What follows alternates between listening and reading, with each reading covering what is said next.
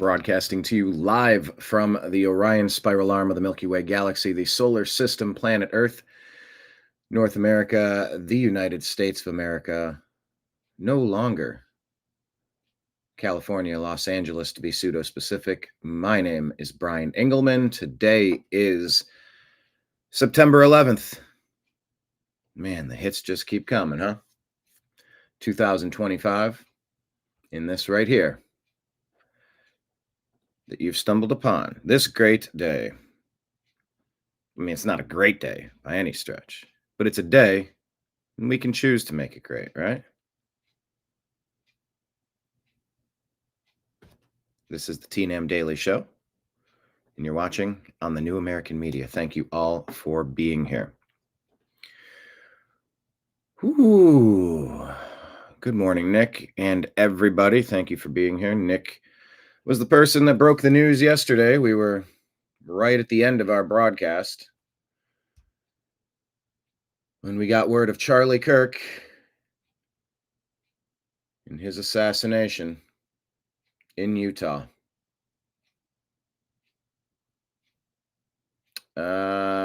Just a rough day all around.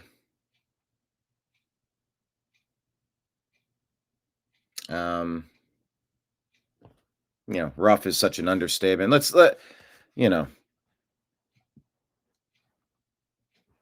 Charlie Kirk leaves behind a wife, 2 children, a company, a country. I guess I was a little surprised. I made a bit of a post. Maybe it would be better if I just read that post so I could get it all out of the way. Maybe I will read that.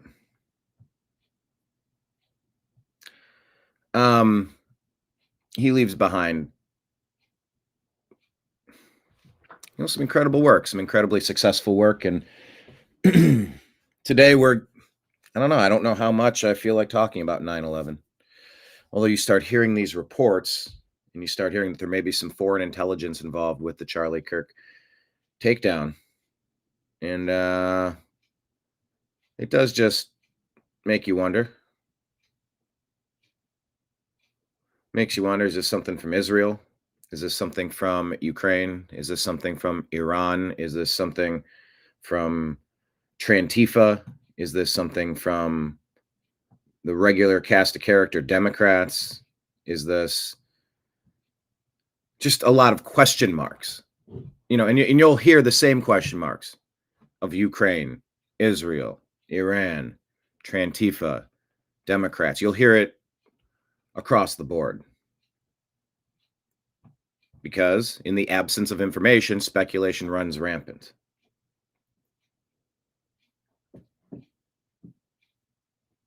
So there's a lot to unpack today. And we're going to do that. But yeah, yesterday was it's an example of how you drive the news. It's an example of what the New American Media is. We're crowd-driven. We're a symbiotic partnership here. It's what I call the TNAM trash pandas. We dump the garbage out and we rifle through it, sifting through the fake news, looking for facts.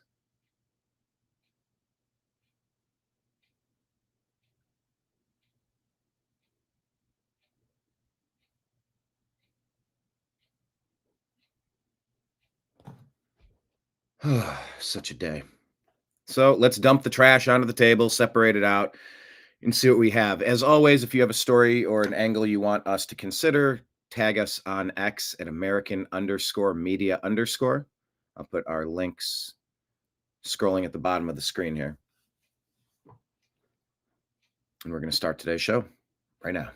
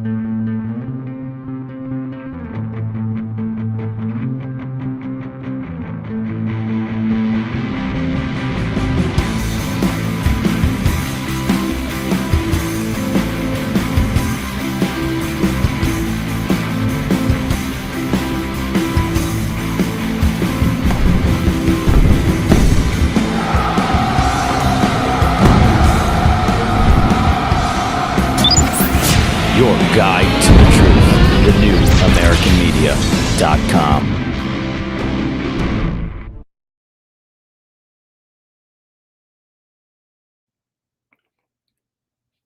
And yeah, Charlie's in the opening to our video. Hello, Danette. Hello, Trash Panda. Hello, Marion. Hello, Nick. Hello, everybody in the chat room. Hit like, hit subscribe. Maybe hit the share button for the show. Shoot it out as a text message to a couple of your smart friends. We don't need any more dummies. But yeah, please share this out on X. Invite a few people directly and just say, hey, we're a bunch of raccoons rifling through the rubbish. You want to join?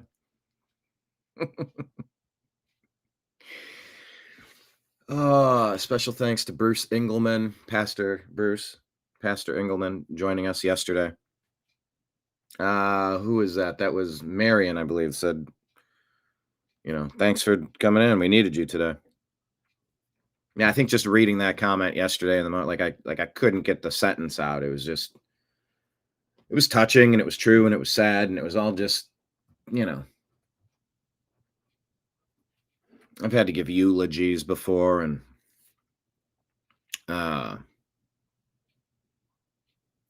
you never know exactly what phrase, what sentence is going to lock you up. That was one of them. It was an emotional day. I mean, let me just read this so I can get this part out of the way.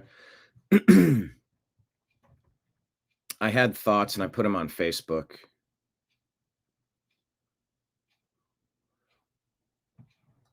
As I was wrapping up the TNAM Daily Show today, which was yesterday, our regular Nick broke the news. I then did another 3.5 hours while we all looked for updates and covered the breaking story. In the last hour, my Uncle Bruce, the pastor, called in. I put him on the air live, and as another regular, Marion said we needed to hear from Bruce today.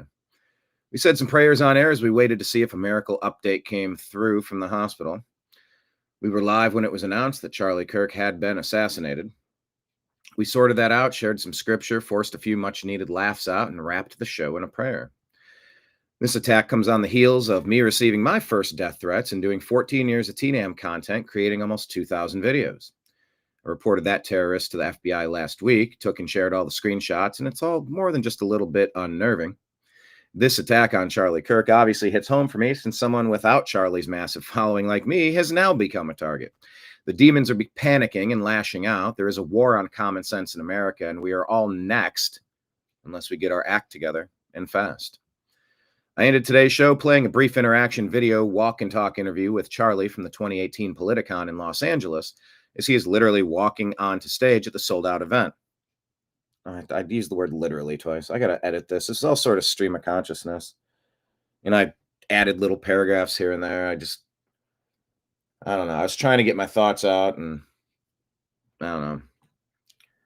But as an editor, assistant editor, as a journalist, as a writer, I don't like using the same language back-to-back sentence.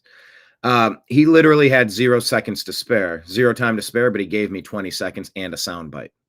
And I mean, it's like the musician. My dad's been a rock journalist, photographer, one of his passions, music and whatnot, for a while. Not so much these days, but he's shot a lot of concerts. You coming up, Nimbus? Go on in. You got to jump. Let's go. Okay, he's just gonna meow and look at me. Say, well, come up. But my dad is a rock journalist, by the way. We've had conversations, and it's like some of the performers get it, and some of them don't. Oh, by the way, that guy Matthew Dowd has reportedly been fired by MSNBC that we covered yesterday. So good riddance to bad rubbish. But for photographers, they're usually given like the first song or the first 2 songs or the first 3 songs of the set. They'll bring the photographers into the pit past the barricade of the crowd control where the security's lined up, and they say, all right, come on in. You have your lanyard or your sticker or whatever. And it's like, all right, you have the first 3 songs to shoot pics. Okay. And so some bands didn't really get it, and other bands were super professional and understood. So they would get in front of the photographers and they would be doing the poses. They'd be playing the guitar, like the singer would come right down and sing right, right to them. And then you'd get some great shots and they'd kind of spin their angle. Please don't Photoshop that into me doing something else. I was holding a microphone, which coincidentally looks like what you might Photoshop that into. Don't do that. And that stood out to me. Charlie had no time. He didn't need to say anything to me. He didn't need to humor me with a moment. Literally walking onto the sold out stage to see the sold out room of his performance. But, that was my limited interaction with him. And that's what you see on the intro. I said, Charlie was a big part of Real America's Voice. And just last summer, I was a RAV reporter in the Bronx at the Trump rally. I was interviewed by Jack Posobiec for his Human Events show, and I was on the following show, and then Steve Bannon used several of my clips on his War Room cold open. I distinctly remember an eerie feeling that kept me looking back over my shoulder to the park as if someone was watching and waiting, someone with a scope and bad ideas. This wasn't based on any ground level intelligence, but it was a gut feeling. This was just a few weeks prior to the attempt on President Trump's life in Butler. So maybe I was tuned into something. Maybe something did almost happen that day. Who knows? That feeling had me as uneasy as I was reporting from the Bundy Ranch outside of Vegas when Bureau of Land Management was training snipers from the mountain range down upon the Bundy family. So although I didn't know Charlie well, and I didn't regularly binge every piece of his content, I saw enough to know how gifted of a communicator he was, and I felt the impact he had on Gen Z, who is now tasked with saving America from this evil.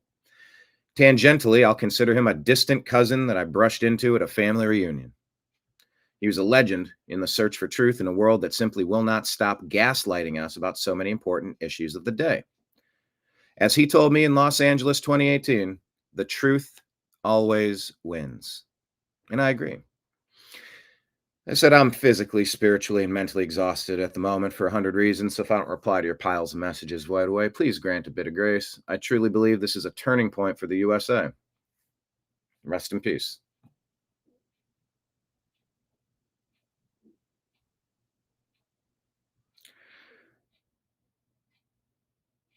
So,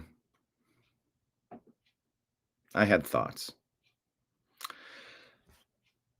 As I said, please consider subscribing to us in the following places at the bottom that have been scrolling across the screen. Additionally, we're on Patreon at The New American Media. You're here at the bar. Welcome. Pull up your chair. You can see the background here. I'm in my bar. Welcome. We're going to talk about all the things on the TVs. And we do have a tip jar here at this bar. Venmo and Cash App. My name, BrianEngelman. And PayPal, the email address to use is fuzzinstallment@yahoo.com. So please consider that. Let me pull up the comments here, everybody. Good morning. You tagged me in the photo of who they think the shooter is. Did you tag me on X? Let me look on X. Okay, I see one here. Let's take a look.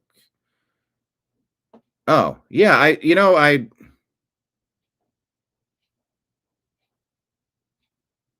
oh, there we go. 24 minutes ago. We're going to put out a breaking APB, all points bulletin.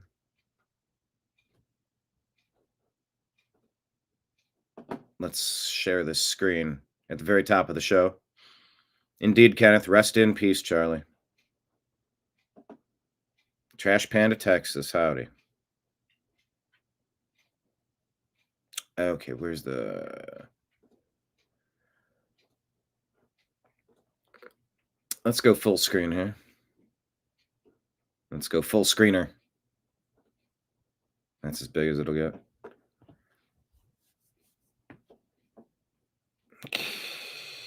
What's on his shirt? Is that an American flag?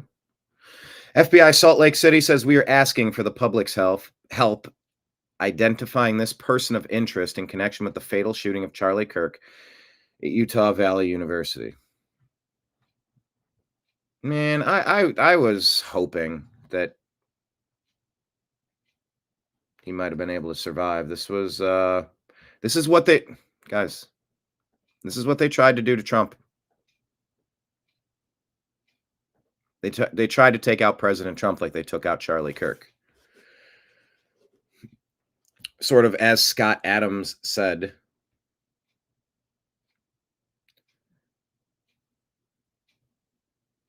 Could this be from Iran? Iran? As retaliation for Soleimani? Well, you took out a general over there. All right. You took out a general over there. By the way, it's so funny. I got the stream going so I can watch the feed and check in on comments and other things. And the volume was all the way up. I'm like, I turn it down. And then how many times am I doing the show and I'll click on it and think, the volume's muted. I'm starting to realize whatever I want the volume to be, it's not going to be that.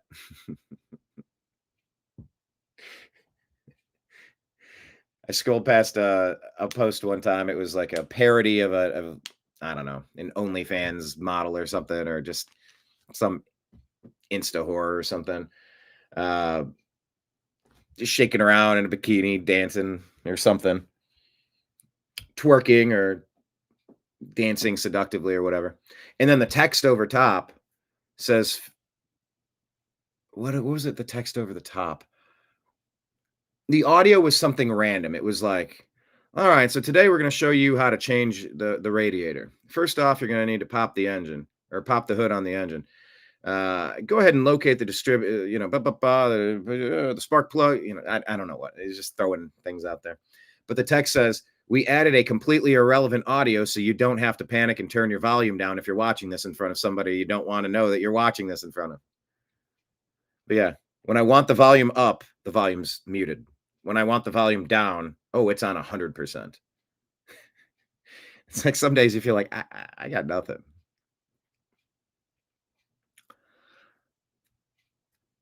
Hello, Kenneth. Good morning. Kenneth loves the 2 CDs joke. But this is what they tried to do to President Trump. They wanted to take away one of your leaders, one of your people. Yeah, you can pick apart President Trump's policies, and you can find fault with 20 things, and the people surrounding and in the cabinet. You might not love every decision, but America needed. Good afternoon, Holly. Thanks for joining. Everyone, please hit like, please hit subscribe. Click the share button and maybe send it through text to a couple of your smart friends. Just like, hey, the trash pandas and I are dumping the news out on the table and seeing what there is to see today. Join us.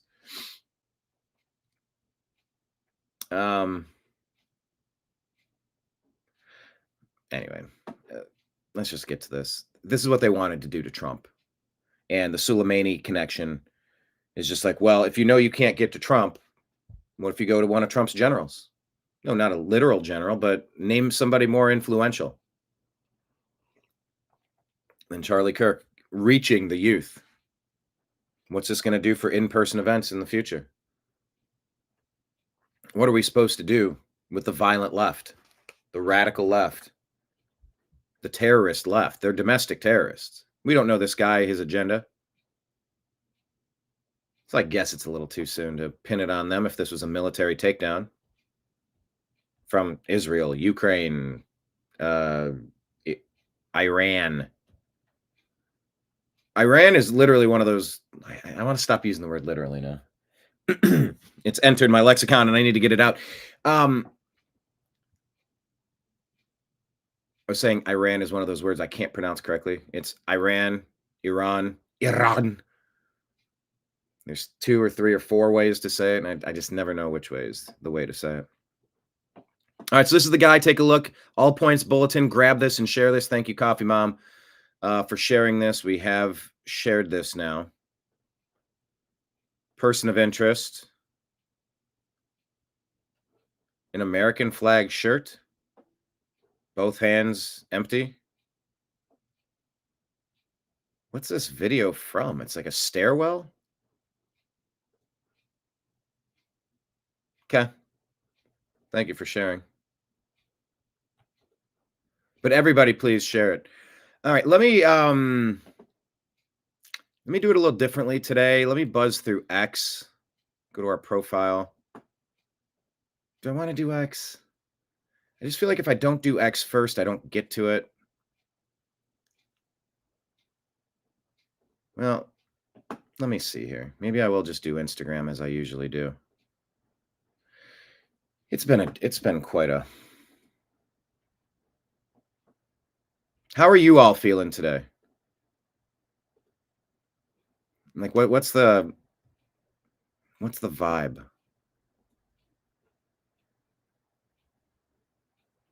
Tired, sad, angry, resolute. There we go. Share this tab instead. All right, let's get into the stories here. This is a witness allegedly. Okay, this is on Fox News saying here's a witness describing the Charlie Kirk shooting scene. Volume. I saw that he was shot in the neck and that he was squirting blood everywhere. But I was piecing things together, and it was really weird because. Are you able to hear? I don't know if I can't turn that up any louder than I have it. He's saying it, but he saw the attack and it was instantly really bad. It's the second guest that I talked to before I went to ask him the question. What I was going to ask him, he was talking to him about how he was going to ask about transgenderism. The second guest was going to ask about transgenderism or something like that.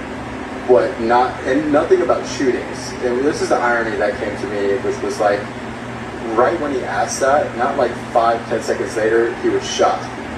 And not only that, right after that, someone confessed to it who had no weapon. There. Some guy confessed to it, and he had no weapon. I have the right to remain silent. He was like a remote-controlled drone, like a remote-controlled bot. I have the right to remain silent. Okay, clearly two people. Which makes me think that it was clearly a setup and that multiple people were involved. So, but prior to that, that's all I saw because everyone was squirming. I didn't see anyone fire a shot. I think it had to come from an elevated position for sure. And I think it had to have been a long rifle based off of how... so Charlie was like 10 yards in front of me from where my microphone was. So even if you have a pistol, if someone was talking about a pistol and all this stuff and shooting, it's hard to just hit an accurate shot with a pistol from 20 yards away. So it's hard to hit an accurate shot with a pistol from 20 yards away? No, it's not. Like a 22 rifle, to me, my perspective, but it had to have come from an elevated position. It couldn't have been anywhere else. Someone would have saw someone pull out a gun, and the person I could probably, I saw that. So that component, at least two people. What was that guy doing confessing to that? Representative Anna Paulina Luna says her office has been receiving phone calls from individuals celebrating the assassination attempt on Charlie Kirk. I'm disgusted by the level of depravity the left has stooped to, including one caller who even demanded my location. All of this has been reported to our threats team.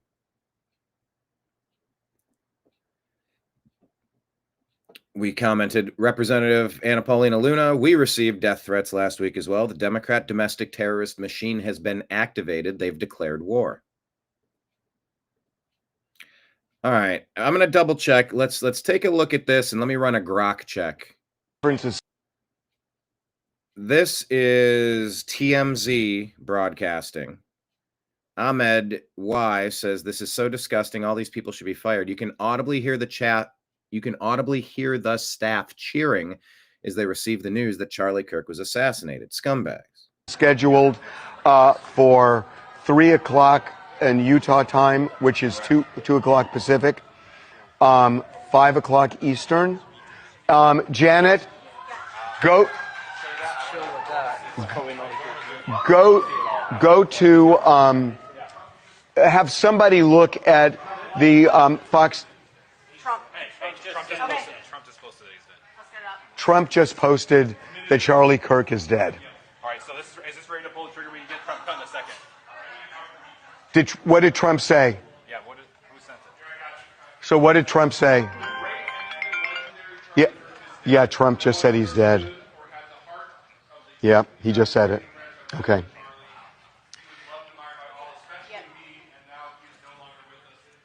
And my sympathies go out to his beautiful wife. Like right now. Yeah. Truth social. That's the Trump thing. It's Too social. Where is it? It's number 2 in pending. Got it. You're still in it. You're still in it.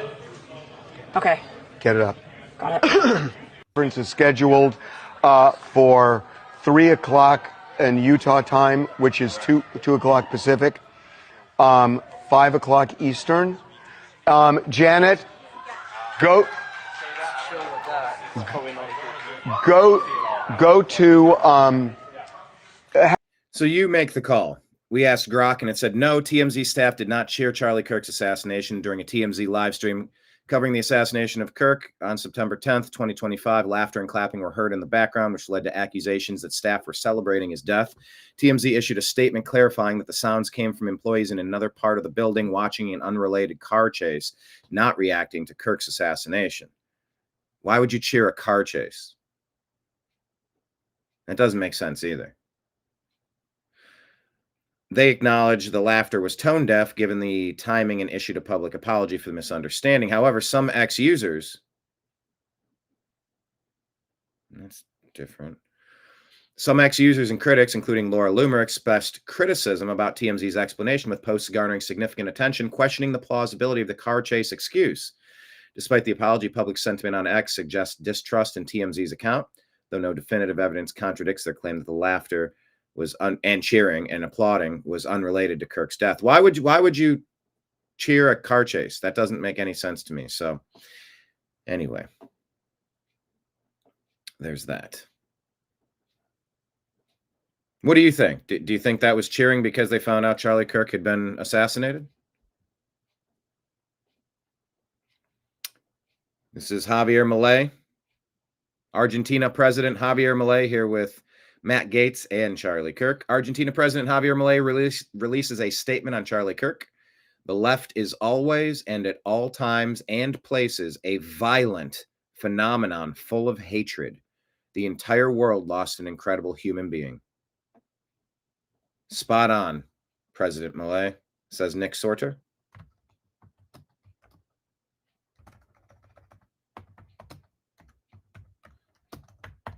I'll type a comment there. All right.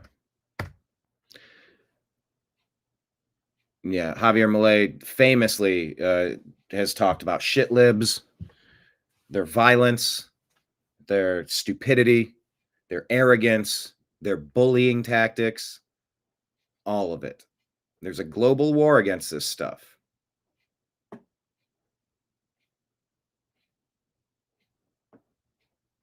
Sal is saying the guy admitted to the assassination to be put in infamy. It's a sick world that we live in.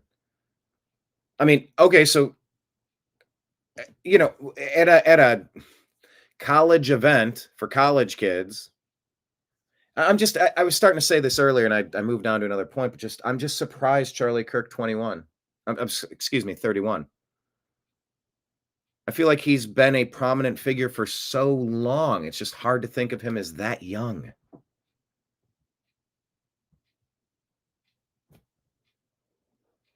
The question we asked here, yes, they were trying to cover up their cheering, just another lame stream fib. Davidson, I think Javier Milei's government has lost some power in Argentina. Yeah, it's a global battle. And how many governments have been overthrown and installed by, you know. How do you want It's a question with Charlie. How do you want to be remembered? to be remembered? I mean, if I die, everything just goes away. How would you, if you could be associated with one thing, how would you want to be remembered? I want to be remembered for courage for my faith. That would be the most important thing. The most important thing is my faith in my life. Charlie Kirk, thank you so much. You for guys coming do on a the great Iced job. I Coffee wish Hour. we could. How do you want to be remembered? I mean, if I die, Everything just goes away. How would you, if you could be associated with one thing, how would you want to be remembered? I want to be remembered for courage for my faith. Courage for my faith. It says that's an hour or minute 15 clip, but it was like a 15-second clip that repeated. All right. Yep. As I said, this is Real America's Voice here. It was gracious enough to let me be a correspondent in Bronx, New York at the Trump rally and appear on Human Events with Jack Posobiec and The Next Show, and segments used for Bannon's War Room. Okay, so here's Charlie Kirk. A lot of people are asking, was he noticing too much? Is that why he was taken out? Taken out by who? Well, you know the accusations. The Jews. That's what they say. Every time anything happens, a number one suspect anytime anything happens is the Jews, according to some people. They see their whole worldview around that, and maybe that is the case. And maybe that's not the case. Yeah, let me pause and before we get to what Charlie's talking about in this clip here. Yes, David, it is a battle of good and evil. 100%. We discussed that on yesterday's show. Let me address this. Holly's saying, I'm having difficulty with the images that came out of the horrific incident. And my kids have seen it everywhere. Social media has desensitized America and our value for human life. Sad times.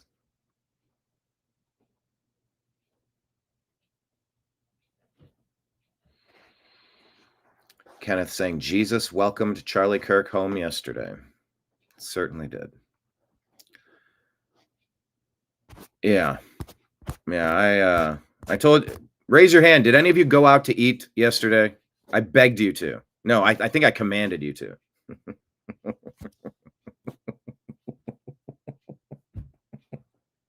The fact that I could command anyone to do anything is just funny to me. Doesn't mean it happened, and it didn't mean that I was serious, but I did command you. Did any of you go out to eat yesterday? Well, I did. You know, past week and a half, I've had 2 death threats and watched Charlie Kirk explode in Utah, and just it was not just and having, you know, Charlie worked for Real America's Voice. I contributed to Real America's Voice. I was there at the Trump thing a couple weeks before the Trump thing in Butler that they tried to do this to President Trump at the time. Yesterday was all sorts of stuff going on for me personally, for my psyche, my soul. And so when I was telling you to go eat, I was telling me I'm going out to eat. I got to get the hell out. I don't want to look at a screen. I don't want to. And of course, I did a little bit when I was out, but I also just talked to people, talked to the bartender. I looked around. I'm like, that's a really big steak. I want that. If I'm going to have one last meal, I'm going to have it. And no, I'm not trying to be,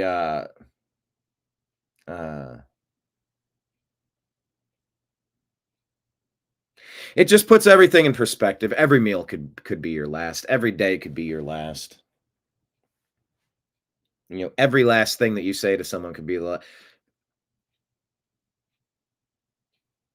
I've scrolled past and shared posts that say things along the lines of, one day you burned your last CD and you didn't even realize it. And you're like, oh. Like, or one day you played your last cassette tape and you didn't even realize it. Or one day and you go, okay. But every day could be your last. And so I just wanted to get a steak, and I got a big one. And that's fine because I took half of it home and had some of it for breakfast today. I'm a big leftover fan. I don't understand people that aren't leftover fans. But when I was out, I was talking with the bartender, and it was a tough day for the bartender as well. And then went over to see some live music, and coincidentally, the guy's playing, and the 2 people are playing, and then I go, The set ended, and I walked over. I go, you guys playing another set? They're like, yeah, we'll do another set. I'm like, wait a minute. We've performed together, right? He's like, yes, we have. I'm like, what's up, dude? I hadn't seen him for a couple of years probably, but I had performed some songs with him at a different place, at a different establishment. And after that, I was sitting talking with a guy next to me, and he was saying the same thing, Holly. He said, what you just said, having difficulty with it. I can't like unsee it. Like I keep seeing it. Yeah, I don't know. I don't know what I could have. I had my own stuff going on. I don't know that I was as helpful as I could have been to anybody yesterday.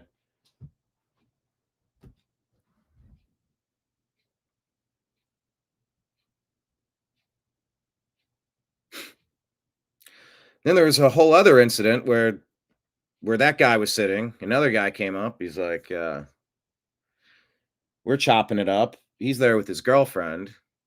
And then she kind of puts her head down on the table or on the bar. And it's like, I'm like, hey, come on, you gotta get up. And she kind of got up and then went back down. It's like, all right, you guys gotta, you have an Uber or what's the plan?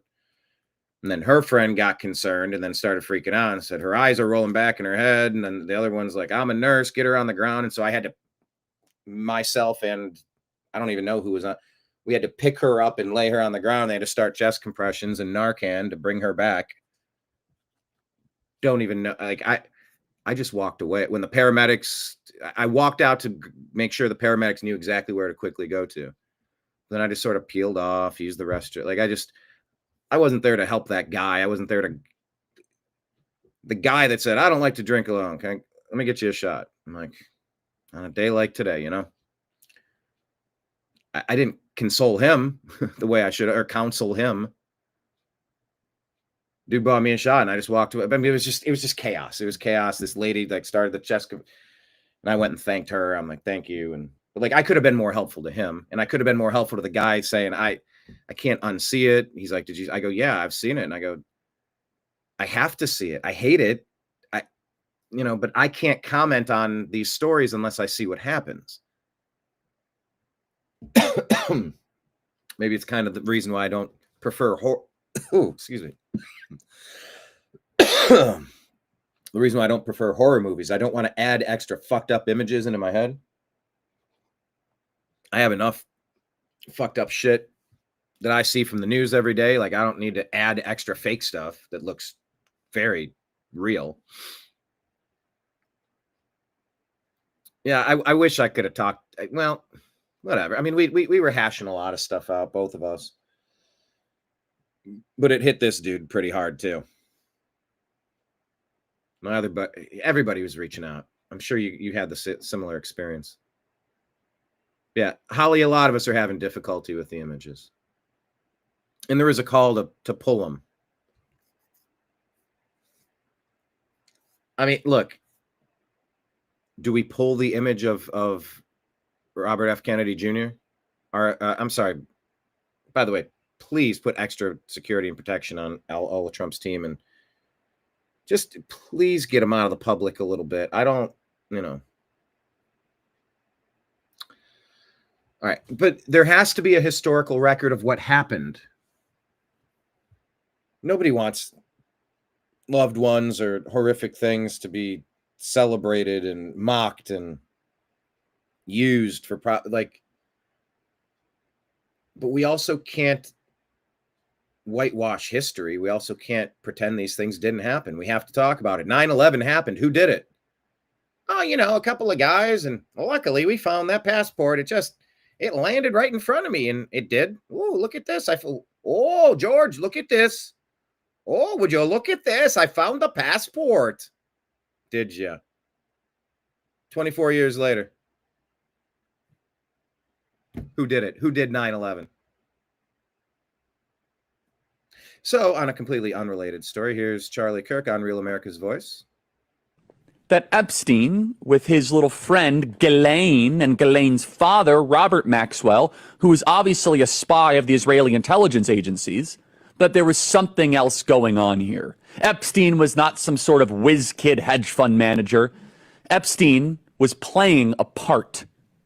Epstein was a LARPer. Epstein was cast for a specific role, and he played it really well. The sweatpants and the Harvard jacket, the kind of disheveled hair.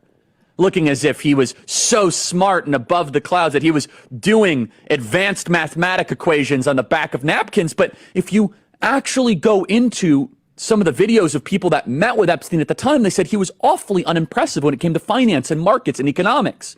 And it's nothing new that if you're in the intel agencies, you want to try and get as much blackmail on powerful people as possible.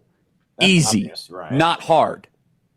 And this is no longer just speculation. First of all, the evidence that shows that Epstein was a creation of either Mossad, Israeli intelligence, American intelligence, Saudi intelligence, or maybe he was just a hired gun. Maybe he was just the guy that countries would go to and park a couple $100 million and say, hey, can you guys, that Epstein with his little friend Ghislaine.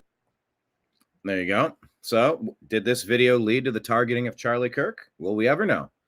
Don't know, but we're going to share all the stuff, and you should share the stuff, and you don't take videos down for this reason. Now there's an archive. Now you go back and go, all right, who stood to benefit? Who was getting their feathers ruffled by the things Charlie Kirk was saying and doing? Okay. Well, you got a suspect right there in Israel because of the Epstein thing. The Epstein thing that's been one of the strangest stories we've ever heard.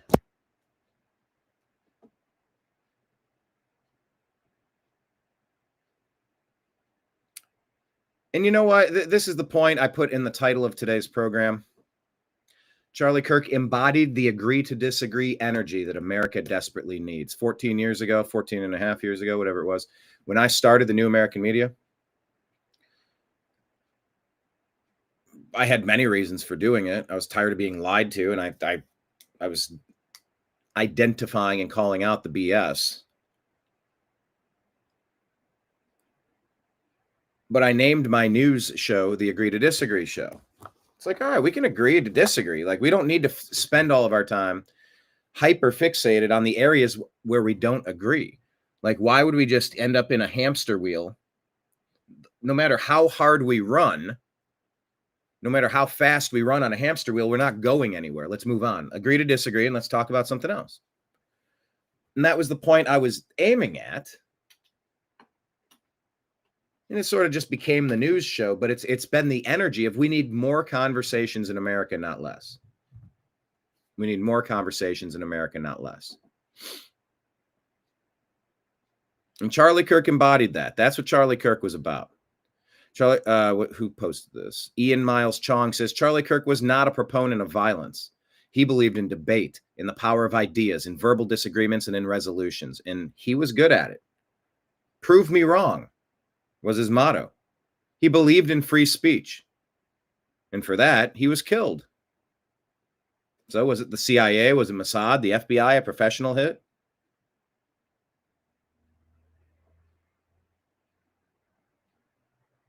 He was assassinated because of how effective he was at what he did. This has CIA written all over it. I mean,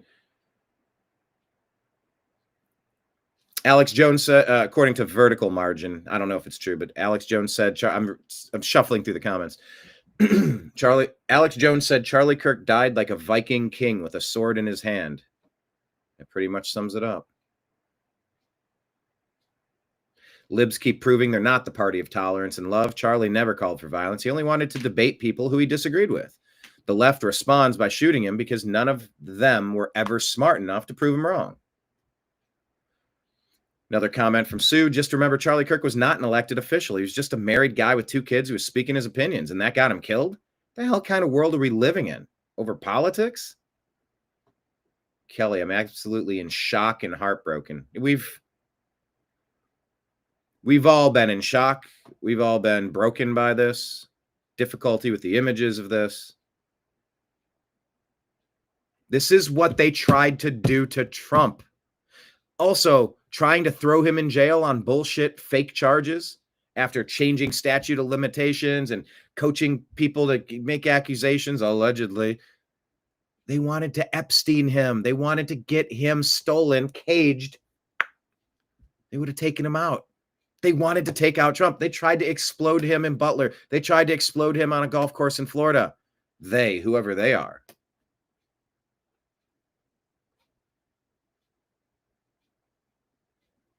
I asked if anyone went out to eat. Did you take my command seriously? Nope. Well, thanks, Trash Panda, Texas. Kenneth, did you go out to eat? Yes, I went out to the kitchen. Waka, waka, waka. All right, all right. Did anyone else go out to eat? Did a single person take my advice and just get out of the house, get away from the TV, go out and eat? Let someone serve you. Just change your environment. I mean, there's something very important about that when you're in a loop. It's to change your environment. I know it was like later in the day by the time this all happened. Not sure there was much sunlight out there to be had, but sunlight is such a big mood enhancer. If you spend way too much time indoors, it'll start affecting you. David says, I try and not eat out too much through the week, just so the kids don't think it's normal to eat at a restaurant all the time. No, I know, which is why I was like, this is the day. Like, just it's fine. It's not fine. I wish all of you would have done this. Coffee Mom saying, I strongly agree that the video needs to be taken down. I do understand both sides of that. I think leaving a historical archive is very important. And I'm not entirely certain if there's a better way to balance sensitivity and historical record. I'm open to that conversation. We can agree to disagree on that. I don't know. I'm open to it. I wouldn't want to have to keep replaying that if that was someone I cared about. Guess what? This is someone we cared about. He was reaching the kids because the radical Marxist nut jobs have been messing with the brains of kids for way too long. Our entire schooling system needs to be unplugged and rebuilt. David, I did plenty of eating out, though, throughout the summer holidays, though. Okay. Kenneth ate out of a bowl. Waka, waka, waka. I'm going to start adding waka, waka. Sal says, I fasted. This took my appetite. Just disgusting. What happened to empathy and sympathy? I know, Sal. I know. I had the opposite. I was like, there's an episode of The Simpsons where Apu says, what does he say? The situation is like, yes, Mr. Homer. Once I stayed up for 100 hours. By the end, I thought it was a hummingbird of some sort. And like on the surveillance video, you see him like, he's going, wee, ee, ee. And he's like twittering and fluttering. And he's like tippy-toeing on the surveillance tape. He started going a little loopy is what the joke was. And just showing the surveillance video was funny on it. But yeah, at the end of yesterday's 6.5 hour, I mean, that physically, emotionally, spiritually exhausting. I needed to eat. I needed fuel because I was feeling loopy. I don't ever recall crying on air before. I probably have had moments of emotion. Not like Glenn Beck. Glenn, let's go out to eat. All right. Let me get the, yeah, that sounds good. Let me get the ribeye. Oh, I'm sorry, Glenn. We're out of ribeye. I love Glenn Beck. But he's famously emotional is the context there that I was getting at. But I did play that clip of Glenn getting emotional and crying, and that got to me yesterday. Yeah, I mean, my appetite was taken away, and I was sick to my stomach, but I did. I just needed this. I want to go hear some music. I want to go eat some. I got to get out. And of course, when you talk to people, it's like, now I'm talking with this dude about the same thing that I was talking to the other people about. But like, then I'm just hearing his thought. I get to like, I don't have to be the orchestra manager of the whole thing. I know. It took your appetite. Yeah, Kenneth says to stay happy, watch only comedies. And that's kind of, I really don't. I like thrillers. I like super gory stuff, super messed up stuff. I don't watch it. I keep gravitating toward comedy. And in fact, that might have been the reason why I started performing stand-up comedy this year. And I haven't been on stage in a minute. I need to fix that. But I haven't felt, well, I'll be back. I'll be back on stage. I consider this to be a stage. It's just a different type of performance. It's a different type of product, a different type of show. You're putting on a show. This is a different show that I put on. But yeah, comedies boost the mood. Trash Panda Texas, nope, leave it all up. It's a reminder of what the demonic left is willing to do. Well, also, let me just say, we don't know who did it and why. We don't know who did it and for what reasons or why. You instantly heard these rumblings that there might be some foreign intelligence. And also, whenever we do find something out, is that just going to be the patsy? Is that just going to be the official version of what we hear? There you go. Danette, what about a false flag or Saudi Arabia? Boom. So now we got, of course, the Jews, because anytime anything happens anywhere, if you take Glenn Beck out for a steak and they're out of ribeye, he go, the Jews. No, actually, Glenn's very, very pro-Israel. Let me just take Glenn Beck out. I like Glenn. Glenn does really important work, and he's funny, and I respect Glenn a lot. I'm just having fun here at this moment. But as we were saying earlier, whenever something happens, you have to consider the usual suspects, as John B. Wells says, kind of implying, what is Mossad up to? What is Netanyahu up to? What is the state of Israel up to? Not the Jews, but the state of Israel. So you start there always and go, all right, did the Jews do it? Was it Israel? And if you're not saying it, the other person is. Even if you are like not that guy or not that girl, the person next to you is saying that. And it's like, I have to like, there are arrows flying past every day. And you go, geez, so many accusations. What's real? I'm just trying to find what's real. Danette's positing, what if it's a false flag? And Saudi Arabia has entered the chat. Ukraine. They said the guy that tried to take out Trump at the Florida golf course was a Ukrainian operative. No wonder Trump wasn't polite to Zelensky. You sent a hitman to take me out. Allegedly. Maybe. Other usual suspects, Iran, after bombing their nuclear facilities. Some say at the behest of Netanyahu, who has Trump by the balls. And that's why the Epstein story isn't coming out, because Epstein got all the blackmail on Trump. And that's why now he's changed his mind and he's not going to release any of it. Do you buy that version of the story? Some do, some don't. Show me what evidence we're working with. I'm confused with what's going on. I don't see a story that makes a whole lot of sense. And by the way, question of the day, did you see this, that birthday card? I know I shared it a couple days. It's just so stupid. We're supposed to believe it. I guess if I lead you toward a question, they call it a push poll. It's like, are you really stupid, or do you agree with this thing? Oh, I agree with this thing. See, I knew you weren't stupid. Nimbus, what? Buddy. What was my question of the day? Nimbus took me out of what I was saying there. The hell was I just saying? Nimbus, you made me lose my... Never mind, I'll blame me. Anyway, usual suspects. Good movie, by the way.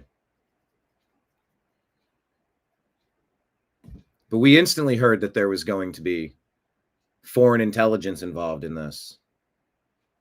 So it's Ukraine, Saudi, Israel. The cartels, Iran, the Democrats. My point in all this is that we don't know who did it. Now, Trash Panda Texas, does that mean that they are all a part of the demonic left if they are...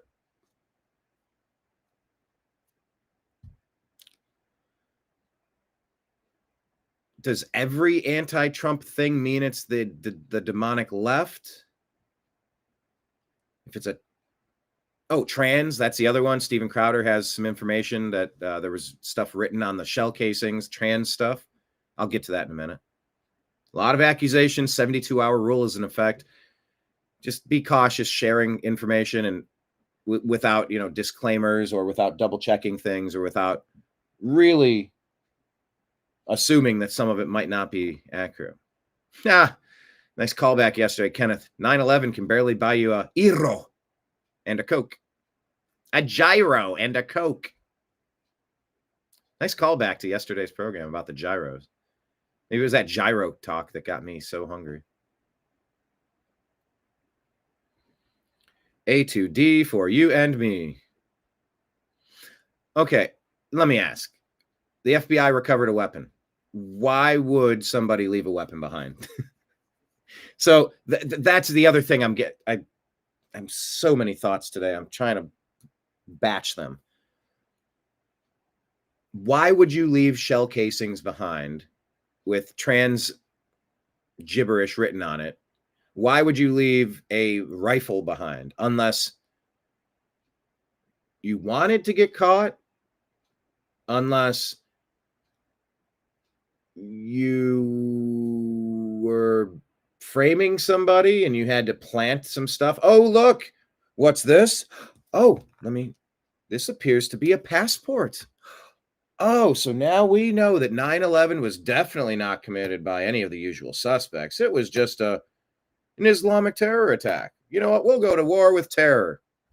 And as Norm Macdonald suggested, well, if we're going to war with terror, I suggest we start at the number one producer of terror in the United States of America, America's haunted houses. Boo. I'm terrified. Yeah, let's go to war with a word. Oh, this is going to end well. $34 trillion of debt later. Debt. Go get it from Bush. Go get it from Bush. I don't know. We didn't spend it. Go get it from Bush. That's his. That's not mine. That's not yours. But yeah, weapons recovered. What kind of weapon was used? Hearing bolt action rifle. We'll see if we can find some stuff. By the way, if you have any reports of updates on these pieces of information, the suspect, the shell casings, the rifle, the motive, foreign intelligence, if you have any updates that appear to be credible or at least being shared by a credible source that, if a source who hasn't routinely let you down, let me rephrase that. If you find information that's been shared on a source that consistently delivers mostly reliable information, that's a good indicator that we're on the right path to something maybe being true. But if you have anything you want me to talk about, tag me on X at American_media_, and I will see if I can add that to the program. Trash Panda, I cooked steaks on the grill. Always a good decision. I don't know. The older I get, the more I'm thinking eggs, organic fruit and yogurt,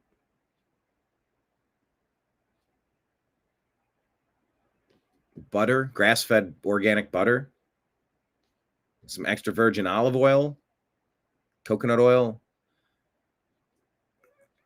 red meat, beef, burgers, steaks, chicken, tuna, salmon,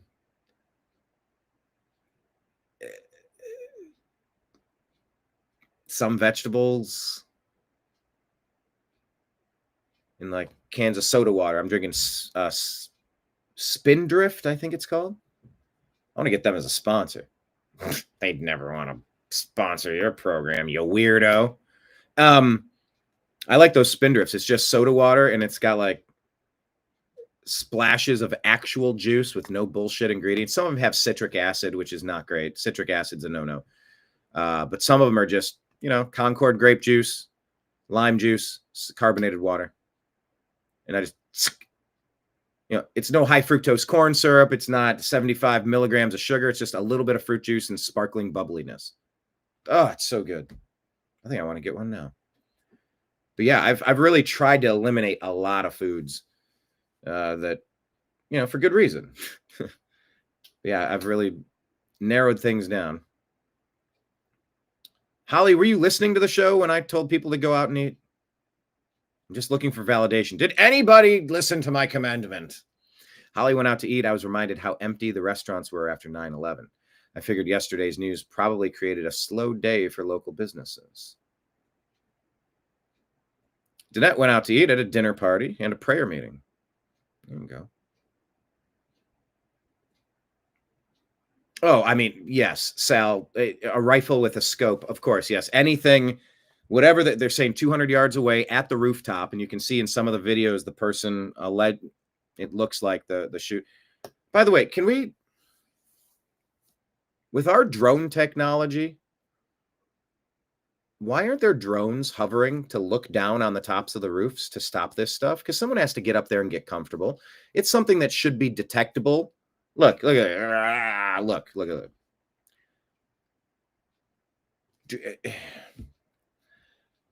You get a drone, you fly it up, and you set it to hover in one spot. And you draw the map of the rooftops, and you say, I want you to focus on this, and if there's any movement on this square or on this rectangular area, send me the alert. Start flashing the lights, and we'll pull Charlie down. We'll investigate real quick. Also, if you're doing these outdoor events, is it smart to travel with a triage kit? I don't know what they had with them. I'm curious. Do they have a medical triage team that could have applied the pressure, did something to? I know it was just a bad shot. It was not really survivable. But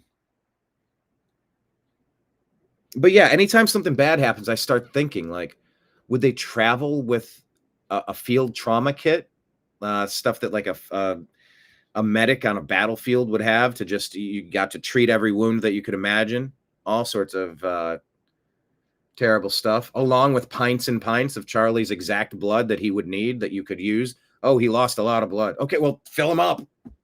Someone that could quickly, oh, he lost a lot of, okay, well, let's compress this. Let's hold this in. Let's replace, quick, get the IV go. And maybe they did do all that. But do these people in high risk positions who are going out in public, do they have a kit of things with them that are specifically designed where if something happened to this guy or girl, they could have blood replacement on the spot? Would it have made a difference? I don't know. But I heard Tim Pool talking. He's like, we've canceled our outdoor events. We're not doing them now. And then the other guy's like, well, what would you say to the people that say that then the terrorists win? That's what they want. They want to win. They want you to sit down and shut up. That's what this is always about.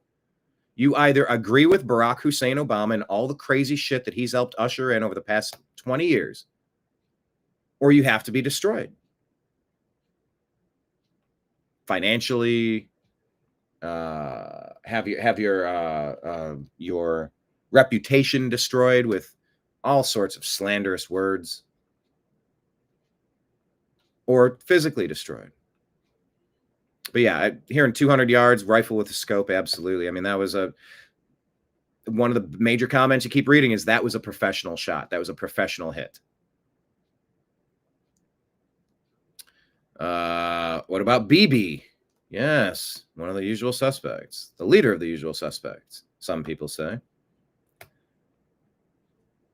Marion says we were all, there you go. Marion says we were all with you emotionally yesterday.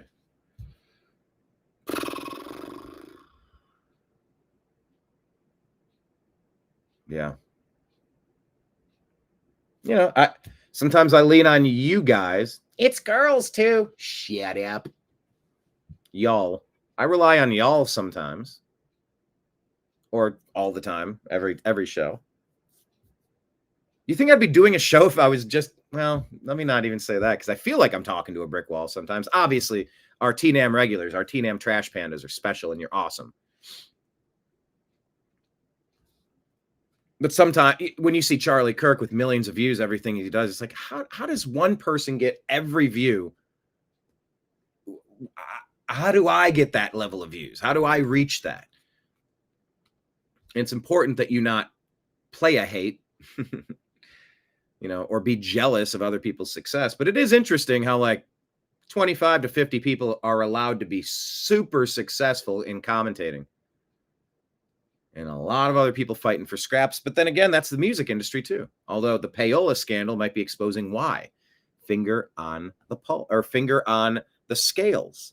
The payola is, we'll pay you money to play this stuff on the airwaves. And it's not because people want it. It's just, it's all bribery. It's all blackmail. It's all suppression and artificial. Hey, don't you want this thing? Here's Taylor Swift for the quadrillionth time. No, she's whatever, but no, I'm all right. Hey, don't you really want this latest, hip hop person gyrating in your face? I was like, no, I don't actually. Oh, you're so stupid. Is that how Cardi B talks? You're so stupid. Not really. Remind me to never do a Cardi B impersonation again. She does kind of talk like that, though. Who does that remind me of? Not Rosie Perez. A little bit. You're so stupid. Yeah, we were all here emotionally yesterday. We were that scene, Forrest Gump and Bubba. Hey, Forrest, you lean up against me, I'll lean up against you. That way we'll keep our heads out of the mud. That's a great line. That's great writing. Just like in rap or hip hop, Harry Mack does it. It's like you can have multiple meanings for the thing that you're saying. You can say a phrase, but it's not just literally we're going to stay out of the rain. It's just we're also leaning on each other for support, for mental support, for like it's not just physical. It's like we're here to like emotionally support and not just physical. It works on different levels. And good rappers write things that's like, oh, that thing actually means 3 different things. Clever writing. But yeah, I don't recall. I might have. I wonder if I could ask Grok to go back through my 2000 videos. Have I ever cried before on video?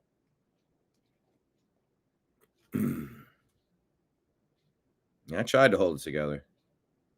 But it just brings it home. Part of it was about Charlie, and part of it, like I said, it's like, I've got a target on me. You have a target on you. The crazy, violent people don't like us at all, and they want to eliminate us. You are targets. You. Yes, I get up here and I yap every day, and I think I have reasonable opinions, and I ask good questions, and I try not to fall for fake stuff, and I try not to ever lead anybody astray. Nobody's ever paid me to lie to you. Say that about CNN or MSNBC. But yeah, I rely on you guys, and I hope some of you guys rely on me for the show. Like we all meet, we're all regulars, we all hang out. We got some regulars bounce in, bounce out, see them every now and then. Some people are here every day, and it's like you're all awesome. By the way, speaking about awesome, let me give you an update. We're getting closer, people. Like we're striking distance. We could do this today. We could do it this week. We need 135 pennies in the wishing well. 135 hours of YouTube video content watched so that we can apply for super chats. What's it say? Super chats, shopping, and memberships. So like how you can subscribe on YouTube. I'm sorry, how you subscribe to the New American Media on Patreon. By the way, find the New American Media, subscribe to us on Patreon. Thank you to everyone who does and everyone who will. But yeah, this would open up the ability for us to earn revenue because this is a job for me. I spend an ungodly amount of time sifting through information to deliver good information to you and an entertaining show. But yeah, 135 hours watched will get us to at least apply once we're eligible. So if you can go on YouTube and have some extra devices or watch something or keep it running all day or do something, 2-3 devices at once, different shows, all appreciated. We're almost there. If we can unlock that door, can access and unlock a revenue stream that can help fund our operations moving forward. Because, you know, it's an ongoing expense to keep this going, both in the time that I invest and the technology, software, subscriptions, and yearly, monthly charges for all sorts of stuff, from X to the Best Buy Mac plan for the new laptop, for the studio lights, to the the devices, like all the things. Please consider tossing some pennies into the wishing well on the YouTube channel for the New American Media. Every hour watched is 1 penny in the wishing well. 135 pennies. I mean, if everybody does 10 hours today, I think we got it. If all of you could put one device and just have 10 hours going for the New American Media content, I think it needs to be at one volume. I don't know if that's true, but I'm just suspecting if it could be at 1 click of volume, just so it's an actual view. That would help. 135 hours. And then I'll keep you posted. Then once we can apply, let's see if they ignore the reply. Let's see if they deny it. Who knows? Who knows? I sent a message a couple months ago saying, hey, look at our monthly numbers. We're going to easily be in this 3,000. We'll be at 4,000 so we can apply for our advertising opportunities back again that they stole from us several years ago, which has cost me many thousands of dollars. I love doing this, but it's at the expense of another job. So I've just been funneling all of my resources in, and it's like, I need a new strategy, you know? But then again, when you're crowdfunded, you can't be canceled, you know?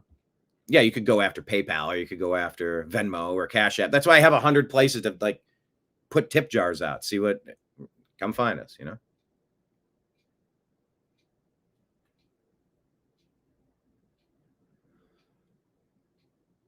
Yeah, you were all with us we were all with you emotionally yesterday.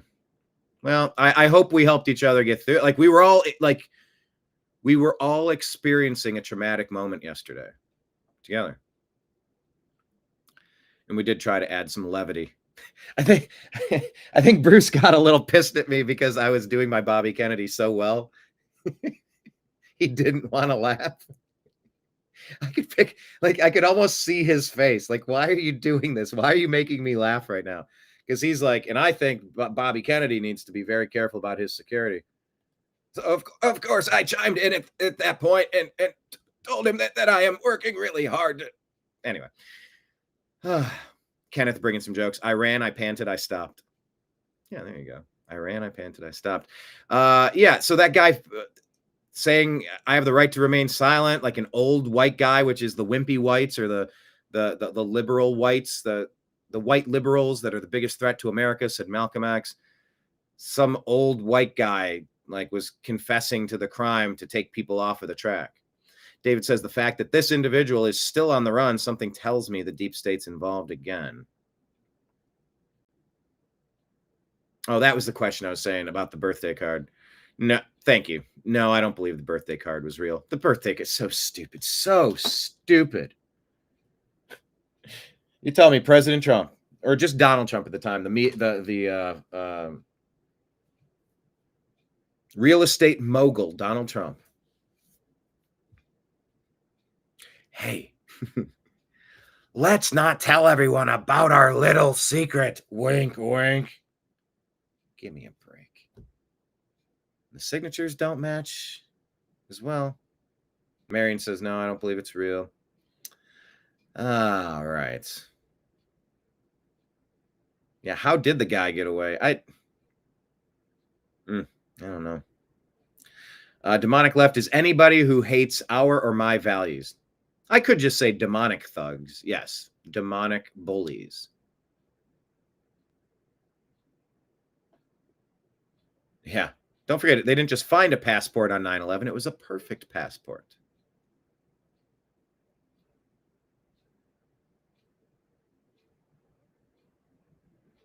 Yeah, drones should be a key part of security. And also, I'm getting another comment. Stop doing outdoor stuff, though. Seriously, with the tall buildings nearby, just ridiculous that snipers are allowed near and you can't have civil conversations without someone plotting. We don't know who's involved. Leader of another country. Someone getting framed.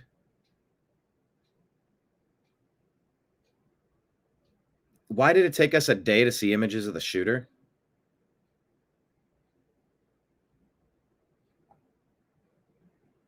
You know, I don't fully understand that. Dr. Stephen Turley said the moderate right is no more. No, there's no more moderation. Battle fatigue's on, people. Spiritual fatigues. Put your armor on. Let's go. It's game time. Fight or perish. You didn't ask for this. You just want to be left alone. We all just want to be left alone. But they will not stop poking us with sticks, just jamming us with sticks and shooting at us. Yeah, there is no more moderate right. It was a turning point yesterday for the USA. Very aptly named.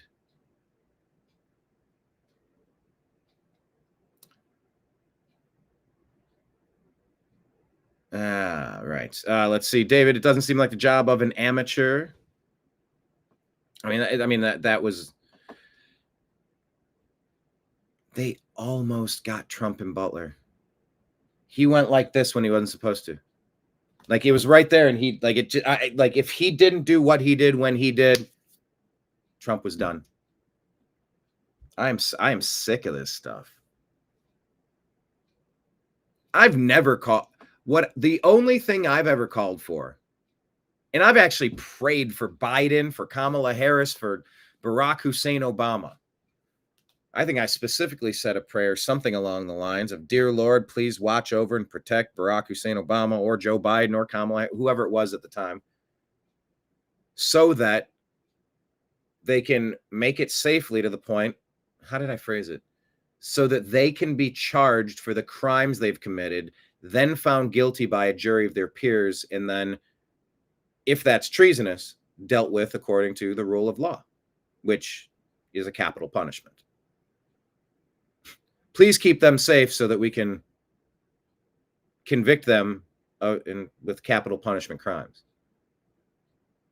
Now, if they're not found guilty with evidence, then of course nothing bad would happen in that regard. So I'm not calling for any violence. I'm calling for justice. That makes sense?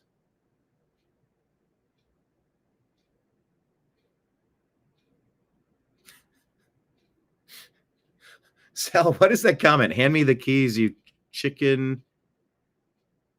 Is that a? What about? I can't. Is that a lollipop? I don't know what that means.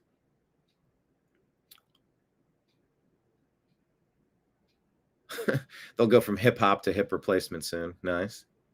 Can they take away Mariah Carey for Christmas? Yes, double entendre. I think the phrase I was looking for. Triple entendre. I love the triples because you can do something that's a double and it's like, all right, hey, that was pretty cool. But if you can get a triple out of it, ooh, that is next level. Kindell is hooked on the new American media shows. That's awesome.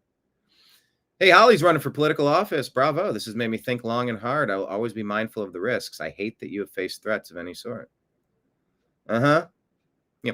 There he is. Brian's making the Charlie Kirk thing all about him. Did you read that post? He's like, "Oh, look at me. I did this, and here I was, and I did that, and I talked to Charlie, and I was on Real American Stories, and I was in the..."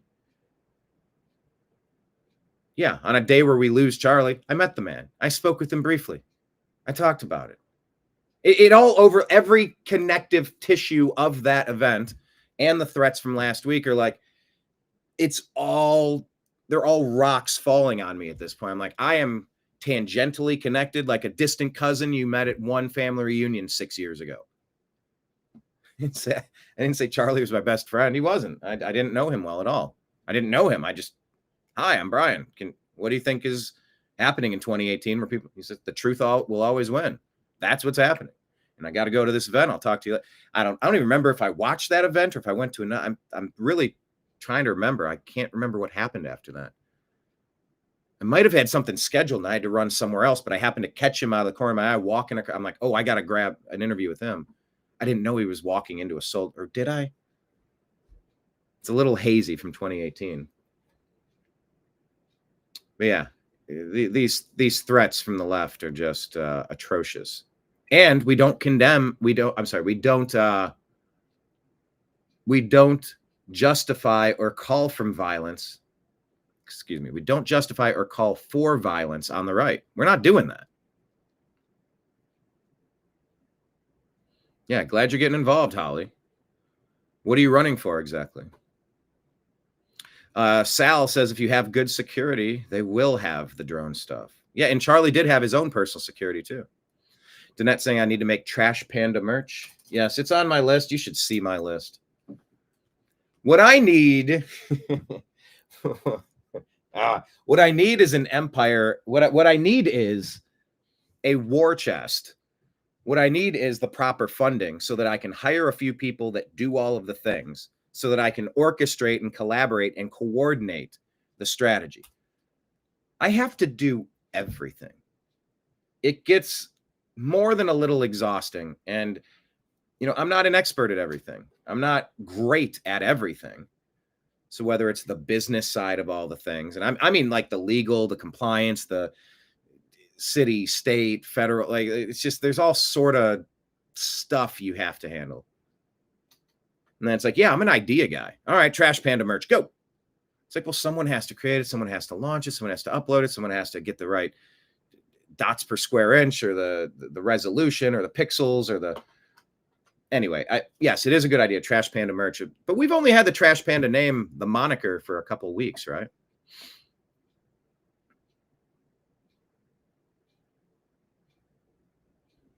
There you go. David says, I think everyone should be ready for anything with all the unknown people in the country. Yeah, guys. Hey, shake you a little bit. Shake you. I'll shake you like you're some lady overdosing yesterday. Or she was just drunk. We were talking a couple minutes before she just put her head down. And it's like, oh, okay, this is not good. Like, hey, and then got up.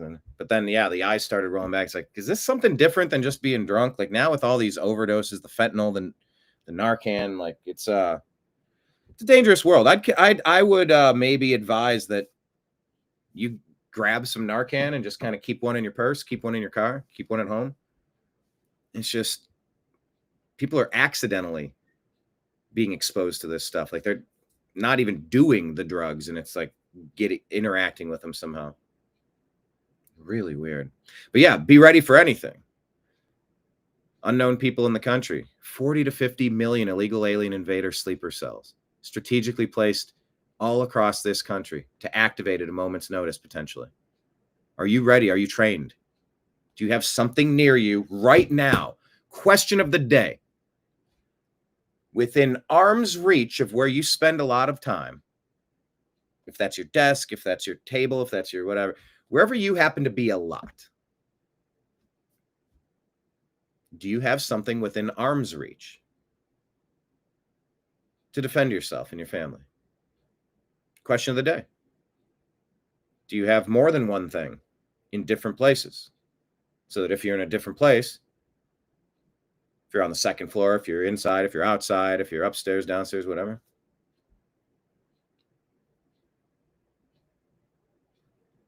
Got to be ready for everything right now. Many trained assassins of unknown origin. Exactly. But Charlie Kirk embodied the agree to disagree mentality that meant so much to me, so much so that I created the New American Media.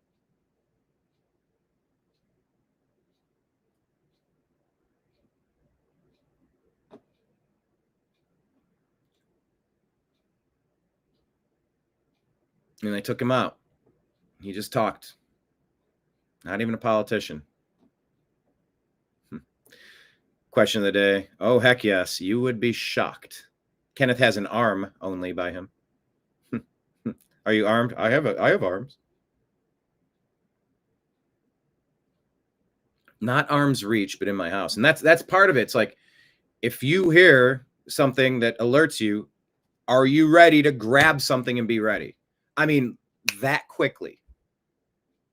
I'm not saying 100% of the time everywhere you're at in every room or something, but I am saying, do you have the strategic forethought to go, I got one here, I got one there, I got one there, okay, I got a cut. All right. If this happens, I got this. If I got this, I got that. Something to think about. Because if one day the internet might come on, one day the internet might be gone. Hey, remember one day you burned your last CD and you didn't know it? Do you want 2 CDs? Do you want 2 CDs, nuts?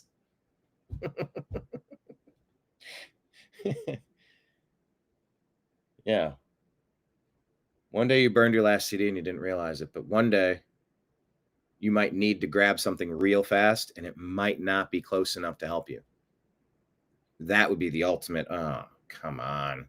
Did it really play out like this? So think this stuff through in advance so that if it happens, but one day the internet might not come on is what I was getting at.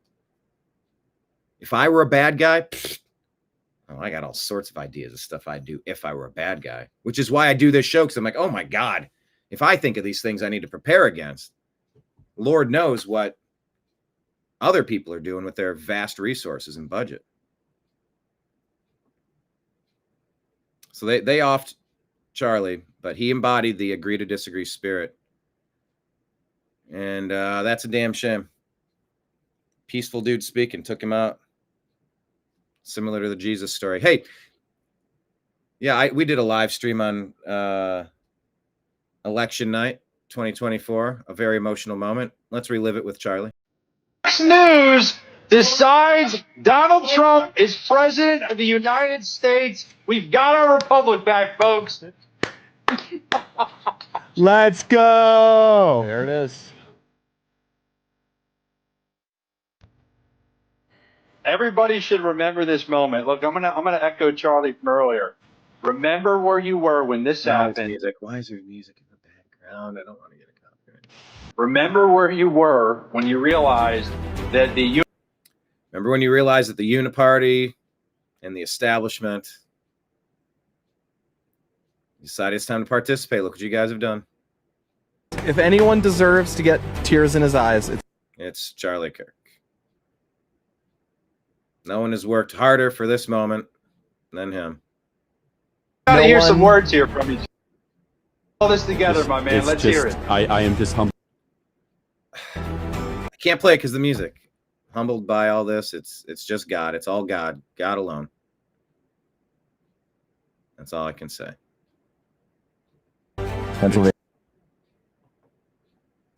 Anyway, Charlie getting emotional. Good for him. Good for all of us. That was such a release, knowing that we had we got so close to losing it all. We know what they did in 2020. We know what they did in the 4 years when they were like, oh, look what we got. Oh, shit, we need to go as fast as we can.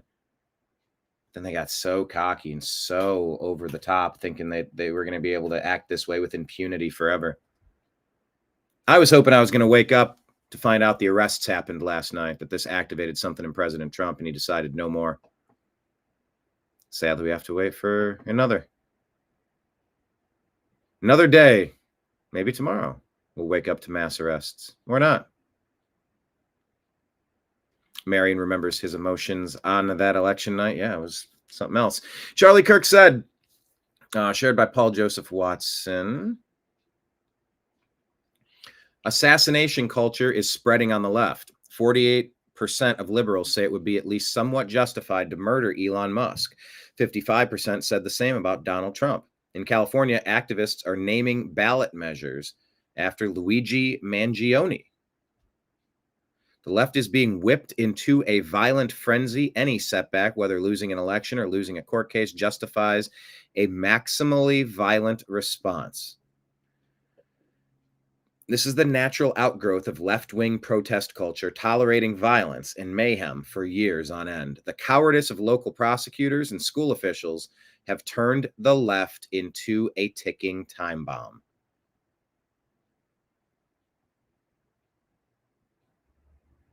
Prescient words from Charlie Kirk. Spiritual battle. Battle is coming to the West, and the enemies are wokeism or Marxism combining with Islamism to go after what we call the American way of life. And the American way of life is very simple. I want to be able to get married, buy a home, have kids, allow them to ride their bike till the sun goes down, send them to a good school, have a low-crime neighborhood, not to have my kid be taught the lesbian, gay, transgender garbage in their school, while also not having them have to hear the Muslim call to prayer 5 times a day. That's important. We want the American way of life, which is, by the way, Christendom. Christians, our sacrifice, our toil, our vision, the outgrowth of the scriptures gave us Western civilization. And this is where I think is a great rallying cry. Doesn't matter if you're Hispanic, doesn't matter if you're Asian, doesn't matter if you're black or white. Everybody, if you are Christian and Jesus Christ is your Lord and Savior, these two threats are combining forces to come after us. And it's time that the church stands and rises up against it. Yep. The question is macro Islam compatible with Western values? Macro. Of course it's not. There are 3 major reasons why. Islam does not believe in freedom of speech. Islam does not believe in freedom of religion, and Islam does not believe in separation of mosque and state. Those 3 things are antithetical to the West. In a Muslim majority country You are not, most Muslim majority countries, you cannot criticize the Prophet Muhammad. In most Muslim majority countries, you do not have the same robust freedom of religion protections. And finally, whereas we in the West are very careful to try to intermix religion and state, they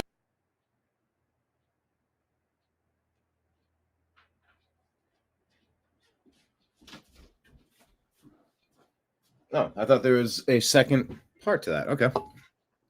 Guess there was not.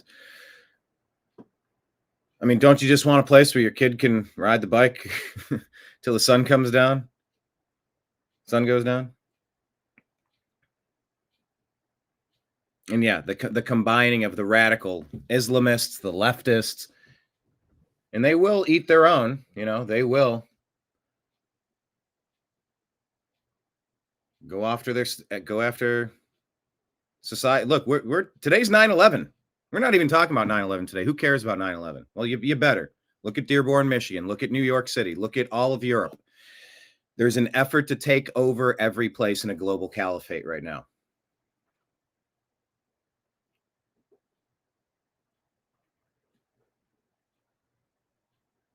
So listen to those words from Charlie. All right, motivated by freedom. Take a listen to this. All these violent criminals, throw them in the fucking wood chipper, and be done with it. That's what needs to happen. He says, we got these fucking Karens who say this shit like it's not humane. There's music. I can't play it. It's degrading. Yes, these people are not contributing members of society. They commit violence at will. They have not been held accountable. Take the fucking violent criminals, the last fucking 10 of them who have done shit like this, line them up in the White House lawn, throw them in a fucking wood chipper. Crime will solve itself in a motherfucking hour. But they won't do that because people will be upset. Fuck these people, man. I'm fucking over it. That girl on the train, that's bullshit. She's dead. She's gone. She's not coming back. She didn't have a chance, bro. She's out here. What is it? Yeah, she's out here working in a fucking pizzeria trying to make a life for herself. We got some fucking fuck that just takes it. Fucking sick of this shit, dude. I'm sick of it. Anyway, once again, I tried to play you the audio clip, but they put stupid piano behind it. And I'm like, well, that's great, isn't it?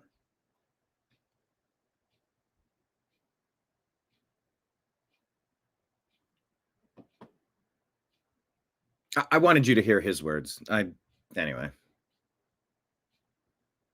If we could normalize not using copyright dings on pointless background music, that would be great. Yeah, this is tough. Remember this face before you vote for Democrats again. That one. That face.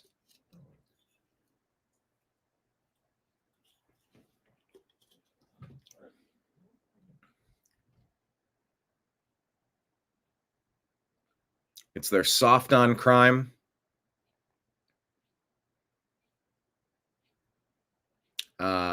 Mental defect. Who would ever be soft on crime? What sane person would be soft on crime? You need to be swift and fair, but vengeful in crime. That Hammurabi's code, an eye for an eye, a tooth for a tooth. Oh yeah, an eye for an eye will leave the world blind.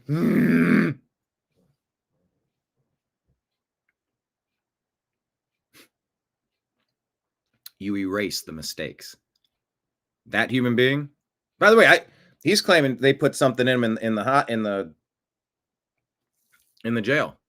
Either he's crazy or he was experimented on. He was controlled. So, I want a full investigation, full autopsy once he's executed, or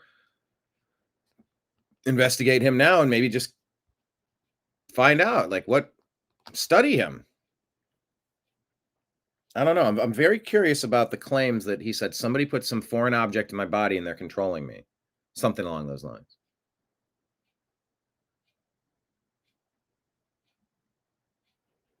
Remember this face before you ever vote Democrat again. Yeah, friends don't let friends vote Democrat. They ruin your cities. Yeah, this is the Peter Griffin. It's the Family Guy. Here's a color-coded chart. It's like you're doing paint samples. If you're of light skin and something occurs, then it's a hate crime. That's what I've said all along. All this hate, air quote, hate crime stuff, it's just stuff to take out straight white Christian males, straight white Christians in general, straight whites. In this case, it's like race, so it's just like whites. But if your skin color's, moderate, what is that like? Whatever, you're Latino or you're Arab, or if you're black, then it's motive unknown. You can never call those things hate crimes. And I've gone back and forth with Grok trying to look at some data, and some of the data is confusing, and all data is wrong, unfortunately, as Scott Adams eloquently talks about all the time. And it's a complicated concept because it's like, what do you mean? The data's, you know what temperature is outside? He goes, do you? Then you start breaking down how they're measuring Earth's temperature, and there's different devices of different ages, of different sensitivities, some of them located near airports and concrete that's baking and giving you different readings, or sometimes the devices have a white color, but they'll fade, and if they fade, they're several degrees different over time. Instead of replacing them, then they'll be several degrees cooler. There's all sorts of ways that data can be manipulated.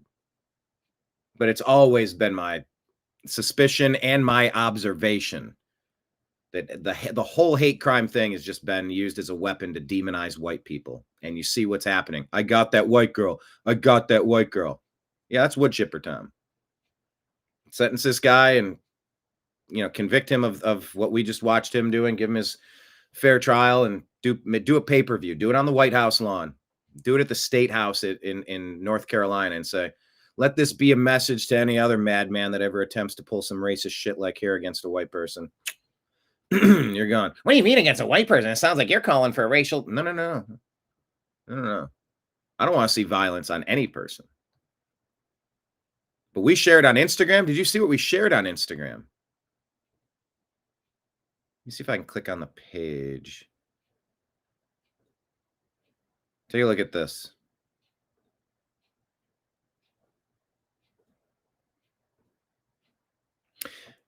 If you swapped the races of everyone in this picture, Charlotte would be burning to the ground today. You see that? Look at this. Just look around at all these white people and the white killer behind that poor little innocent white black girl doing nothing wrong.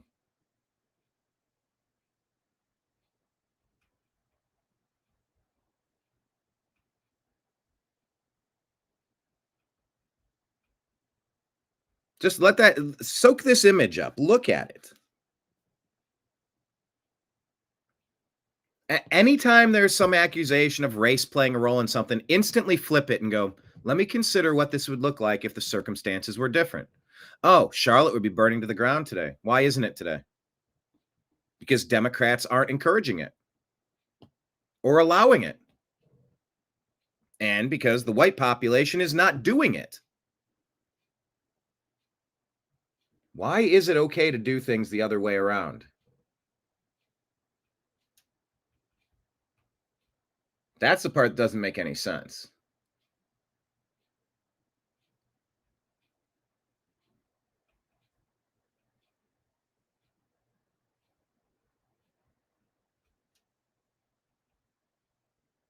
I don't know. The image is pretty powerful.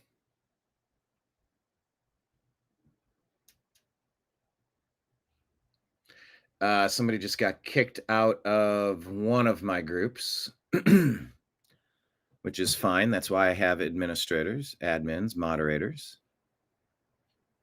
It's their discretion.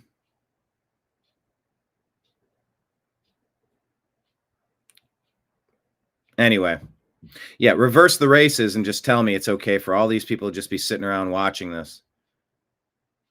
Why we're tolerating this.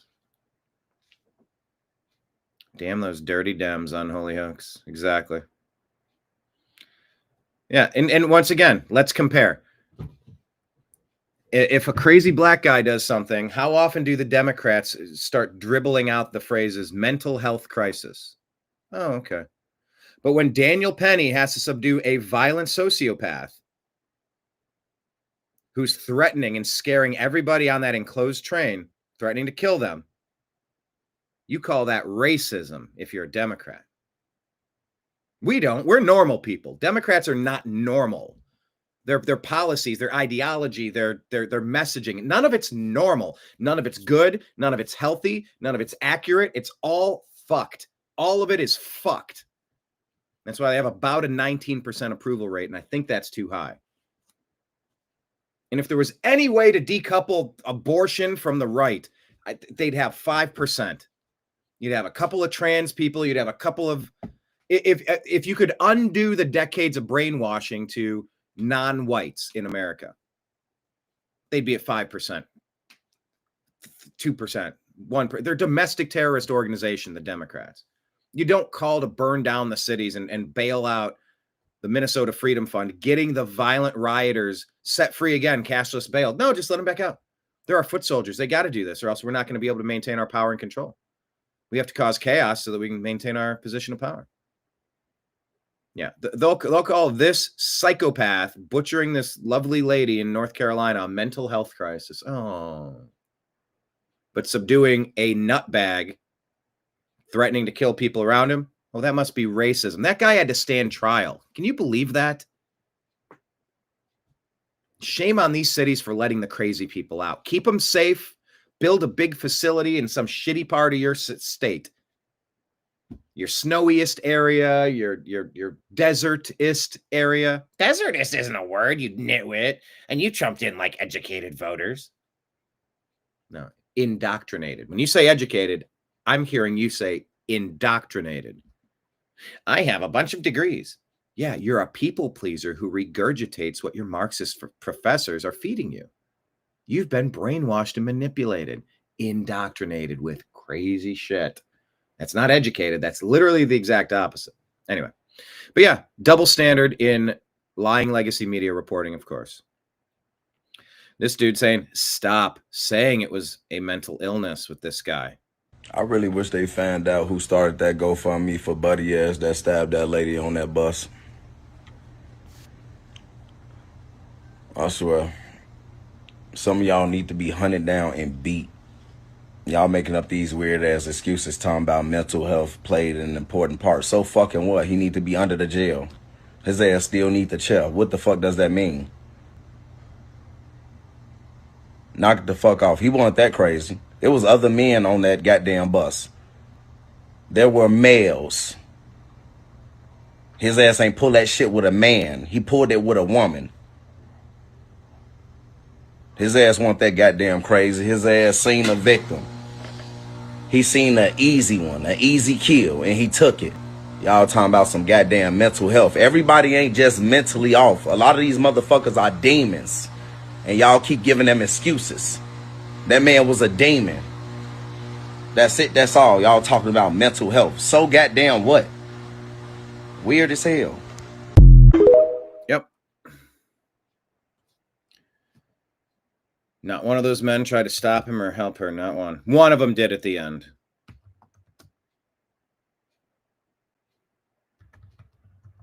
Demons, dude. Demons. So be ready, you know. Keep an eye on your surroundings. Don't ever put your head in your phone when you're out and about, and just be aware and have situational awareness. If you hear noise starting to escalate or something starting to pop off, get ready. Look for the exits. Like figure out what you would do if everything went chaotic. And I don't say this, you know, I was recently, how do I tell you this story?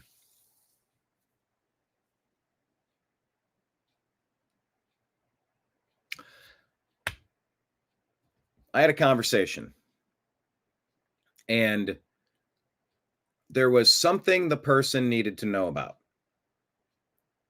There was this whole unexpected thing that needed to occur based on something unexpected that changed, and it was this whole cascading series of situations that led to, all right, well, now this is going to happen, and it's going to take a while, and blah, blah, blah. My retort of concern was like, hey,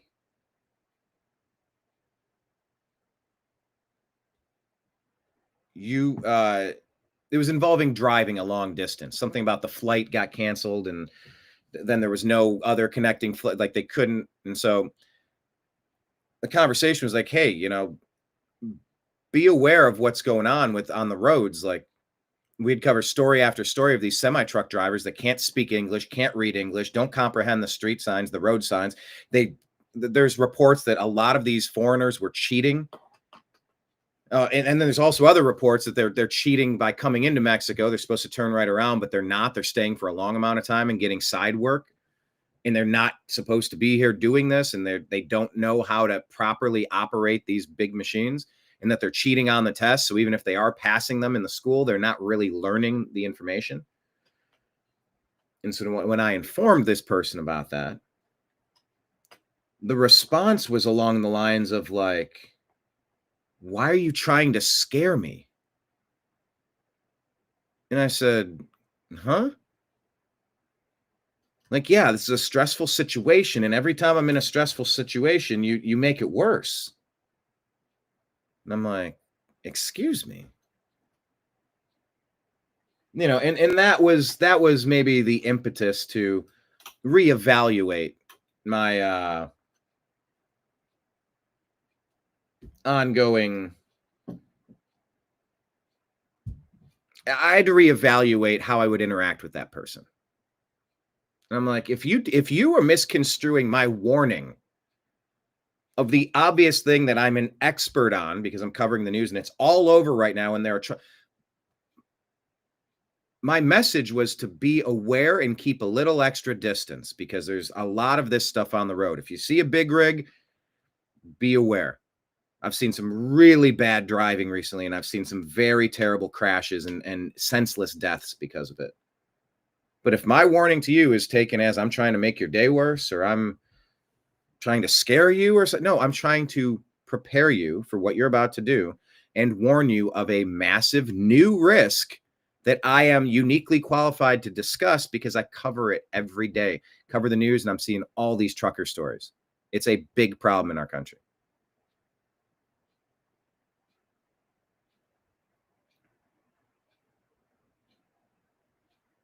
So yeah. Sal, you're right. The GoFundMe being a prank. See, and this is what happens. Rage content is created, and it further radicalizes people. Do you know how many people got pissed off at GoFundMe? And I think they're getting pissed now, saying like they can't start a GoFundMe for Charlie Kirk's family. And I said, hold on. Actually, that might be in my stack. Let me just pause that, because Sal, that might go right to what you're saying there, that it was a prank GoFundMe thing. And if you read the name of the guy, it's clearly a prank. But look, this is exactly what I was saying. No one is coming to save you. You look at that picture. You remember, I told you yesterday that when I was doing show prep for yesterday's show on Iryna Zarutska, say your name, by the way, type it in the comments. Iryna Zarutska. Say his name, Charlie Kirk. White lives matter. Oh my God, I can't believe he said that. You're so diminishing. That's shut up. Yeah. Yeah. We've been marginalized. We've been targeted for decades, and it's not happening anymore. We're not rolling over and accepting it. It's not normal. It's not okay. So, but yeah, Sal, it was a prank for the GoFundMe.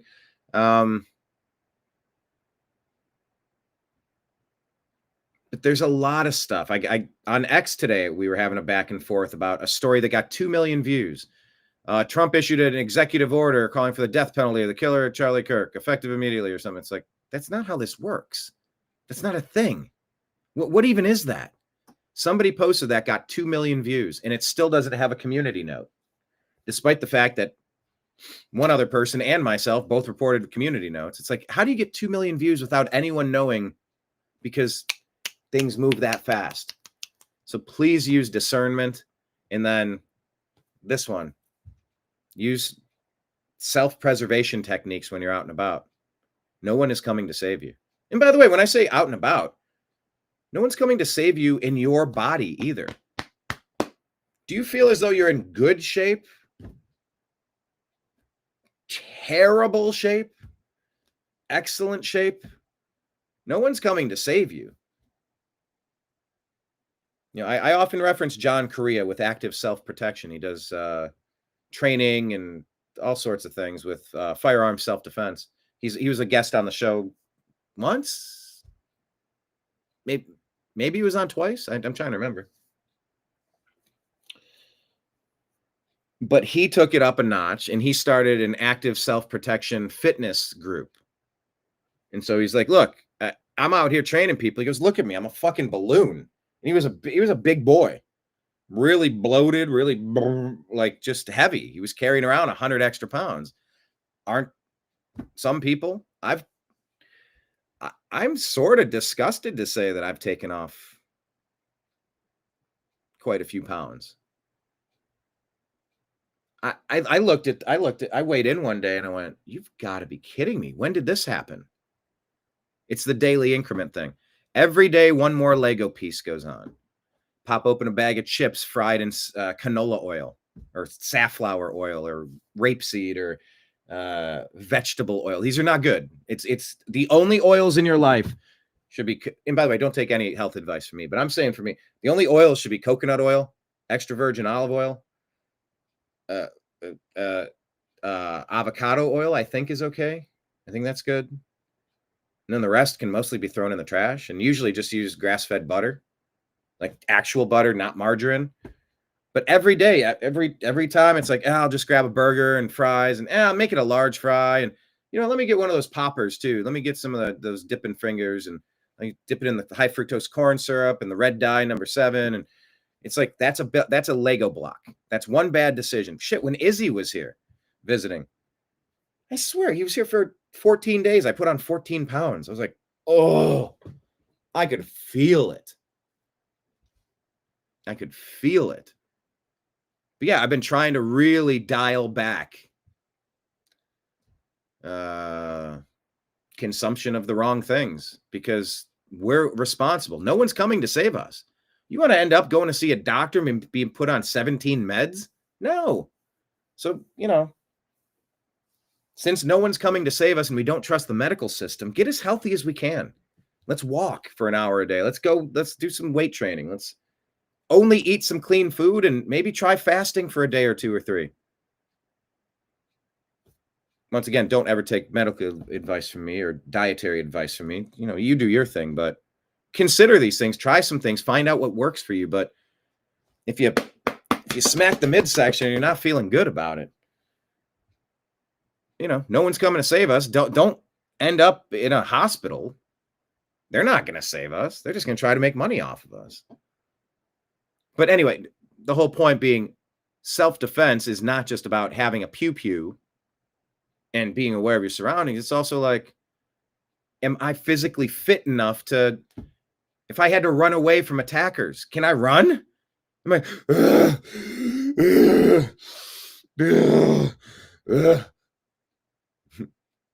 you just brought the groceries in from the car. I know. I'm just going to I'm going to need a few minutes. I mean, I was at a weight a year and a half ago that I did not recognize. But also what's going on in our personal lives, our spiritual lives, our relationships, our jobs, the places we're feeling rewarded, like all the things. You can also become a physical manifestation of how you're feeling.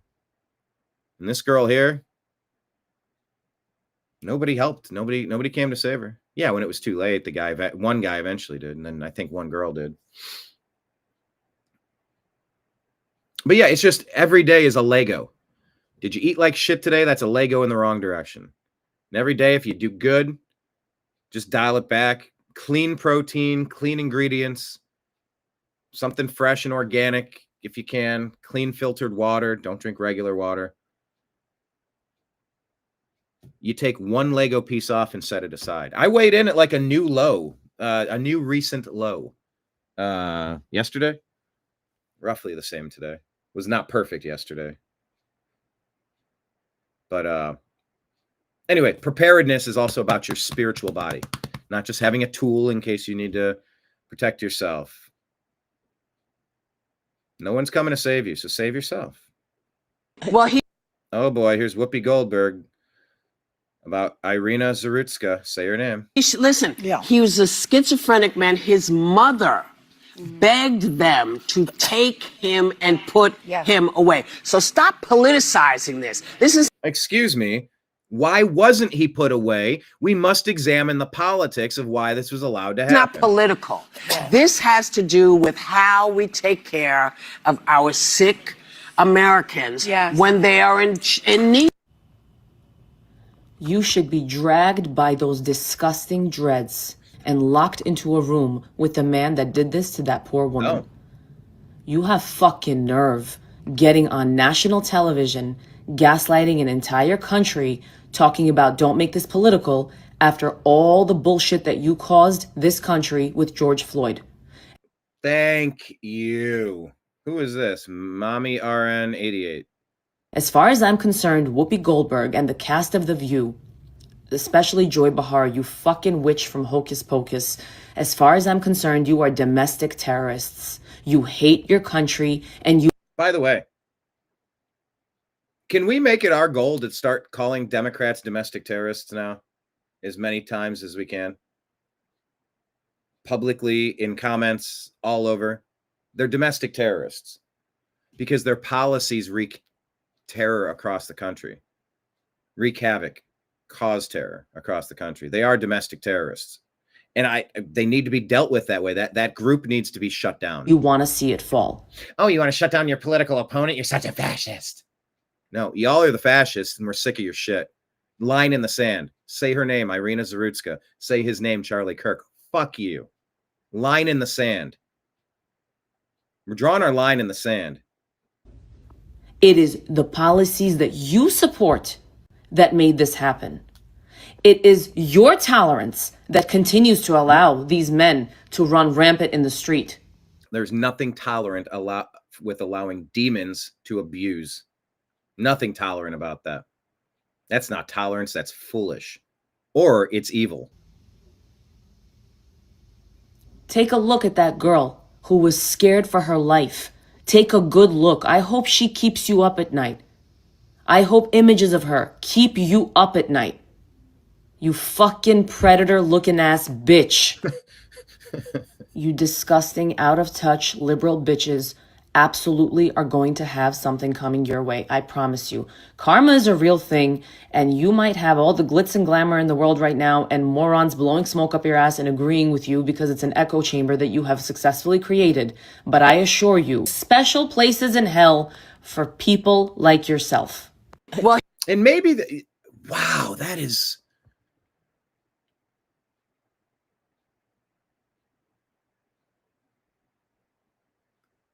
You know, I had we just blocked somebody in one of our Facebook groups because he was posting hateful shit about Charlie Kirk. You can fuck right off. And I normally allow stuff, but one of the admins had it, and she knows this guy personally. He's like, I fucking blocked him. I'm like, did you take screenshots of what he said? I missed it. I didn't even see what he said.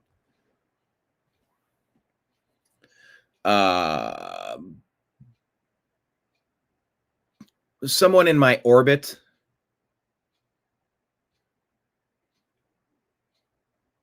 not family, but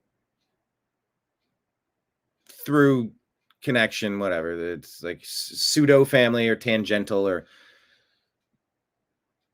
the outer orbit of family unit posted something about karma. And I said, fuck you. And I said his name. And there were about 20 posts. And they were all just ratioing this person, destroying them in the comments. And there were follow-up comments to all of them, except mine. So then I sent a follow-up many hours later. And it was about removing people from your life forever. If they're that type of person, a vile scumbag, we're better off without you. Deuces, get out of here.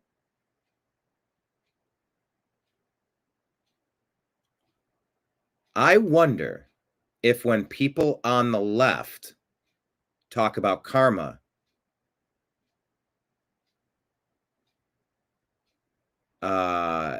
they're threatening you. You'll get what's, I warned you, you're going to get karma. Like that guy that threatened my life that I reported to the FBI, by the way, you fuckwad. Oh, and I'm not done. I'm not done. Yeah, there's other places this is getting reported too, especially after yesterday. Yeah. No, we're going to hunt you down like the rabid dog that you are, you sick fuck.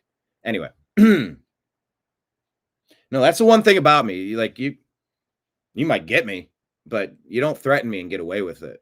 You make a lifetime enemy of me, and I will fucking find you and deal with the situation that you brought upon yourself one way or another. But here's my question. I don't want to lose track of this thought. I think it's fucking brilliant. And I don't know, maybe it's something Charlie Kirk said 10 years ago, and I don't know. But I want the person I told to fuck off, a godless lefty, gender confused, turned super flamboyantly gay out of nowhere one day. And I'm like, that never used to be like that. Very vivid, bold neon hair now, changed his name on the profile. And you're like, the fuck is happening? Who got to you? What happened to you? Which, if that's what you want to do, that's also your thing. And okay. But when he made his post about, yeah, well, you know, karma has a funny way. I said, fuck you. As like, we have to start telling people, fuck you. Fuck you, Whoopi Goldberg. Fuck you, Mayor of North Carolina. Fuck you, Barack Hussein Obama, Joe Biden, Kamala Harris. Fuck all of you. Line in the sand moment. But here's my point. He didn't respond to my fuck you, so I had to go a second time. Like, no, motherfucker. I'm in your face now. Deal with me. Just by typing.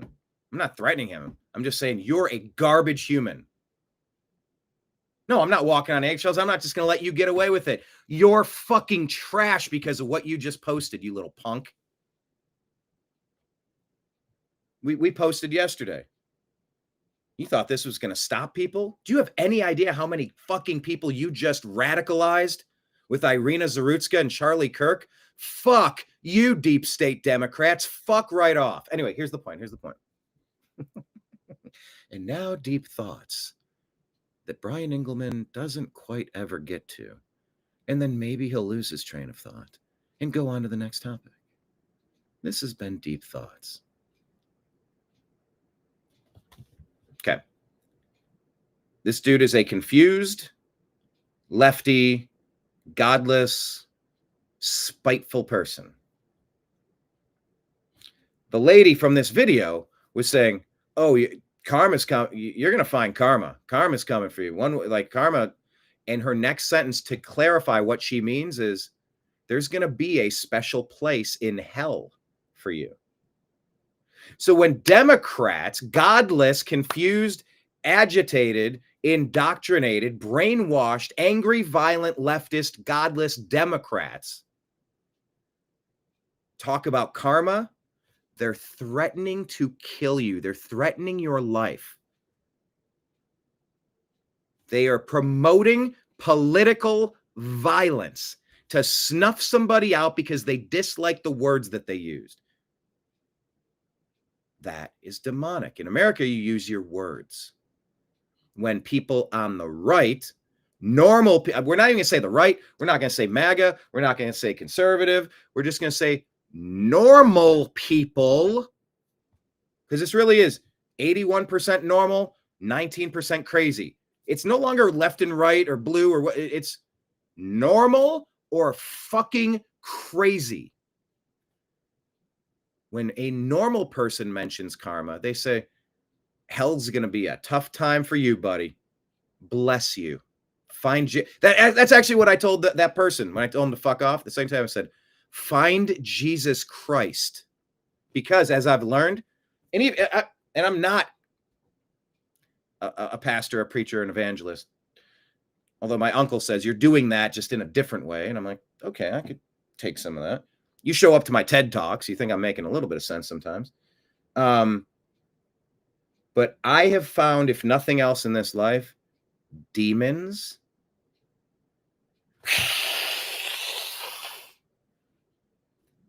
Demons hear the name Jesus Christ and it freaks them the fuck out. Demons cannot handle Christ energy. Even the name Jesus Christ it's something that it's holy water. I mean,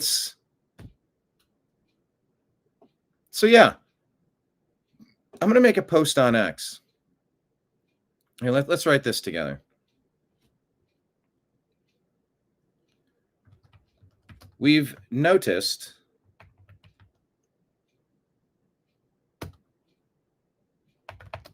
that when the crazy, violent leftists mention karma, crazy, violent, godless. I got to do godless.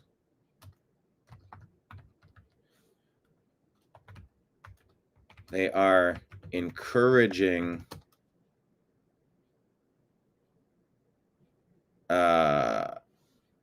I'll take violent out and I'll use it down here. Yeah, see, we're editing together. We've noticed that when the crazy, godless leftists mention karma, they're encouraging violence. Whereas when normal, it really is, it's crazy or normal. When normal people mention karma,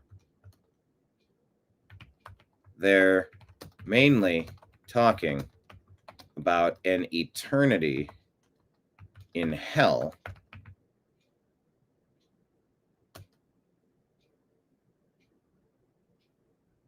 an eternity in hell in the afterlife. They're mainly talking about eternal hell. There we go. I'll get rid of a few words here. Talking about not eternity. Talking about eternal hell in the afterlife.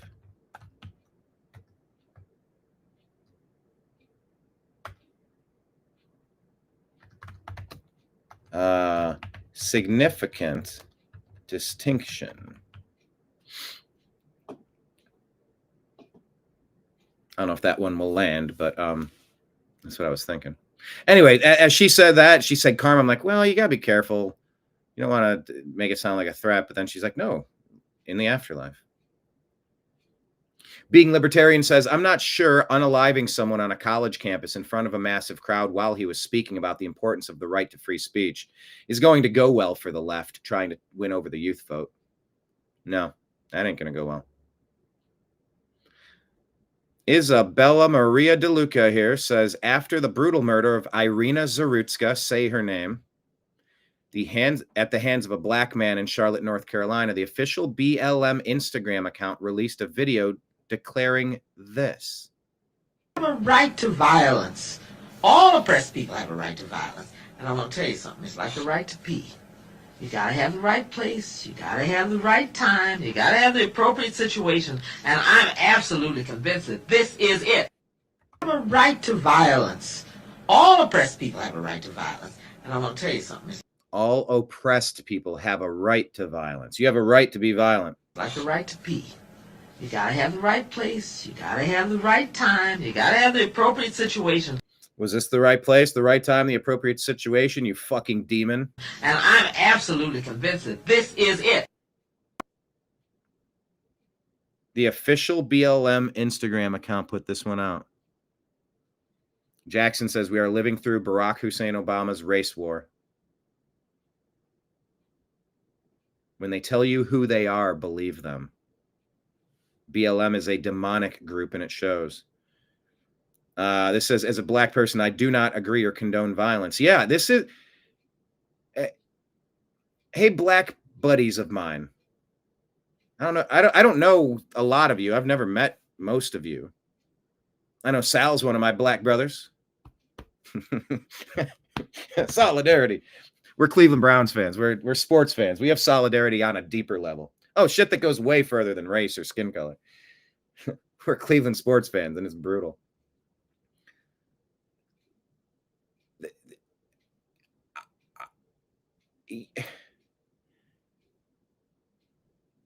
Something has to happen to root out the crazy in the black community. Sal's an awesome guy. Ezrael is an awesome guy. Two buddies of mine. They both, I think they've done a show at the same time together. Maybe we were. Oh yeah. They were on our live stream when we did NFL Sunday, and we were just watching all the sports and talking about the games and fantasy football and stuff.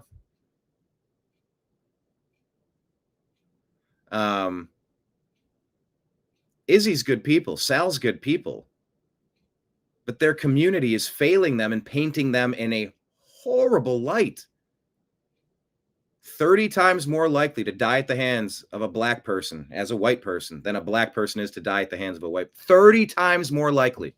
But all the Democrat demons do is try to say, whitey bad, whitey bad, whitey bad. Did you see this case? Look, we need to protest. We need to riot. We need to burn things down. Look, we're blah, blah, blah, blah. They're domestic terrorists whipping people up into race hatred in the black community. And sadly, a lot of people are falling for it. The criminality, the flash mobs, the street takeovers, the riots, the thefts, the murders, the assaults, the random drive-bys. There's a community problem. There's something in the young black community that is just poison. And I know it's Barack Hussein Obama's Democrat Party feeding that poison. The CNN and MSNBC feeding that poison, that indoctrination, that radicalization. Man, something's got to be done to root the crazies out of that black population, put them in jail. You know what? It's in any community, I say it all the time. It's like 5% of the people causing 95% of the problems. Just deal with the worst of the worst, and most of the rest will sort itself out, I think. But the damned Democrats that run these blue hellscapes from city to state, they want the black criminality. I don't know why. To what end? Just to terrorize the rest of the residents? To perpetuate? I just don't get it. If you owned a house, why wouldn't you trim the bushes? Why wouldn't you mow the lawn? Why wouldn't you brush the sidewalk? Why don't you take any pride in who you are or what you are? And I think it's partially because, well, maybe mainly because Democrats want their slaves back. They've always been the party of slave owners. They want you destitute. They want you begging for their help. The white liberal and the shitty black politicians in the Democrat Party who are pushing this stuff as well, not just the whites. I'll take tons of blame for the white community. Like I'm not a white piece of shit like these wimpy whites, these goofy backward leftist nutbags that make the white race look embarrassing, like that Karen screaming about a baseball. Because yes, the Karening effect is definitely part of the indoctrination effect. I feel bad for anyone that has to put up with that community not being policed properly. Would the crime in Chicago, would the shootings be 60 shootings a weekend if you just arrested the people that, we got the people that did it this week? Okay. Oh, we had another arrested them too. Well, turns out they were doing most of it because there's no more. It's a couple of people causing all of the problems for everybody. Build a big facility in your shittiest piece of state. Make a very nice facility for the mentally ill and the drug addicted. Put them there away forever, off of general population, and you'll see cities turn into great places again. I miss our great American cities making sense. It's just I weep for Sal and Izzy and every awesome black dude or lady that I've met, including the one that performed CPR on that other lady. I didn't know any of these people. I'm just like, what? I'm like, I came to just relax and watch some sports and have a conversation and just unwind after one of the longest days, one of the most mentally taxing days I've ever had. They're doing chest compressions and one other girl's crying and then the paramedics and flashing light. I'm like, what is happening? The lady that helped that lady, that was a black lady. She was an awesome lady. Like there's so many awesome people, but like they're getting a bad reputation because the couple of dirtbags keep getting dropped back into general population. And so all these I don't know. It's a demographic problem that could probably maybe be fixed by just, I don't know. I guess I could say certain things to wimpy whites that maybe I can't say to derelict blacks. Maybe there's certain things that Sal could say to shitbag white people, or no, to shitbag black people that he couldn't say to shitbag white people. Some of it is we have to start becoming accountable to police our own community. But sadly, these Democrats don't like police. They don't like policing their community. They think there's something wrong with that. I go, no, what's racist is subjecting this nice community. And I know I lived it in Los Angeles. My neighborhood was black. And I wanted a nice neighborhood for all these people.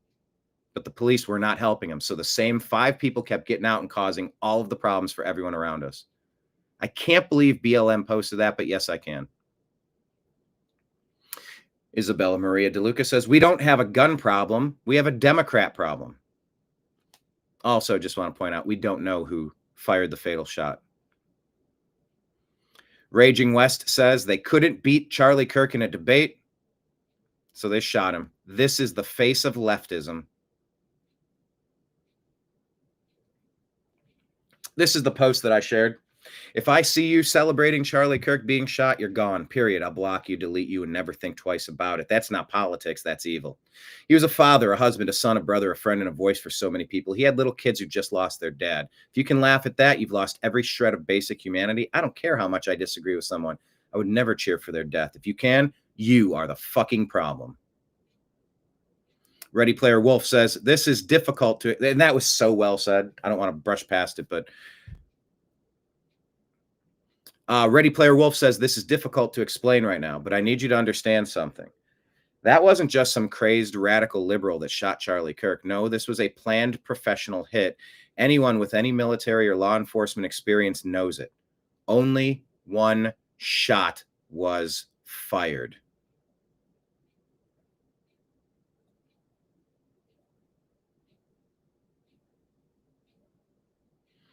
So yeah, this was, as of yesterday, or how many hours ago? 7:16 a.m. Mountain Time. Yeah, the investigators got high-quality video of the Charlie Kirk assassin, but will not yet be releasing it to the public. He arrived on campus at 11:52 a.m., walked across campus, and accessed a rooftop from a stairwell. After the shooting, he ran to the other side of the building, jumped off the rooftop, and fled into the neighborhood. That's where investigators found the doorbell camera footage of him. He will be found. Yeah, we have a Democrat problem. Remember that words have consequences. Remember this bullshit? Donald Trump and the MAGA Republic. There's music. I can't play it. Yeah, I hate.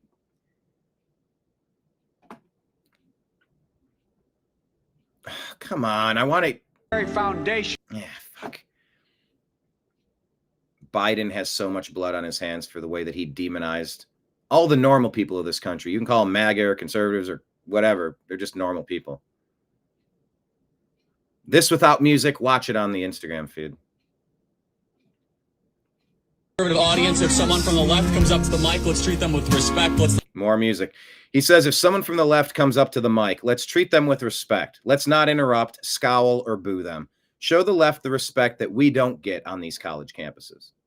That's such a great message.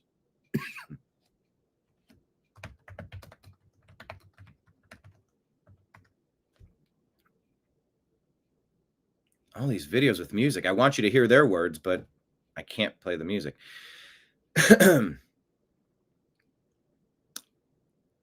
Matt Walsh says, I know some of you want to do the kumbaya thing. You want to say that the celebration of Charlie's death is only happening on the fringes. I'm sorry, but that's just not true. They jeered and heckled him in Congress yesterday. The left wants us dead. That is their mainstream view. It just is. It's just the truth. They couldn't be any clearer about it. Stop lying to yourself. Face the facts and act accordingly. Riley Gaines says, they've called us Nazis for years now. They feel entirely morally justified in killing people like Charlie and you and me. They genuinely believe it's the righteous thing to do because they've been told by the lying legacy media, academia, corporate America, etc., that it is.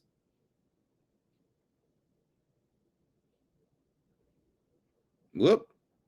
More liberals declaring they can no longer be a liberal because of the response from the death of Charlie Kirk. Oh, it's unfortunate that we had to lose someone like Charlie Kirk. This was going to be the catalyst for more people waking up. So breaking fucking news, Charlie Kirk got shot in the fucking neck. That was the last bastion. I can't be a liberal no fucking more. You see the fucking comments? I hope the gun is okay. The same fucking people asking for moral decency. I cannot in good faith align myself with you guys anymore. I once had a headache. You'll be all right. Because you don't agree with him politically? Okay. Whatever happens next, in retaliation, whoever did that shit, I hope they throw the whole fucking book at you. The whole fucking book at you. Why I did not agree with his views, when you put violence in the fucking middle of the equation, all this shit goes out the window. Everything that you stand for goes out the fucking window. Who's next? Candace Owens? Take that shit.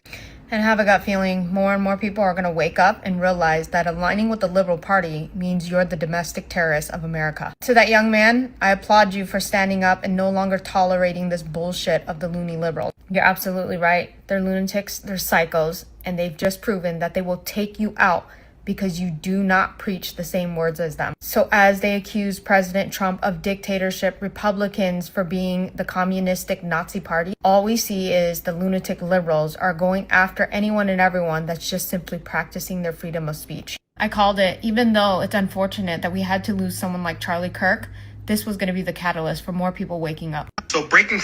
Yep. The comments, Democrats work for Satan. Hey, C3 says, can you spot the difference? Here's the Charlie Kirk vigil on the left. Oh, and here's your George Floyd riot. Do you see the difference? Do you see any difference here? A bit of a difference, I suppose. Maybe I'm making too much out of it.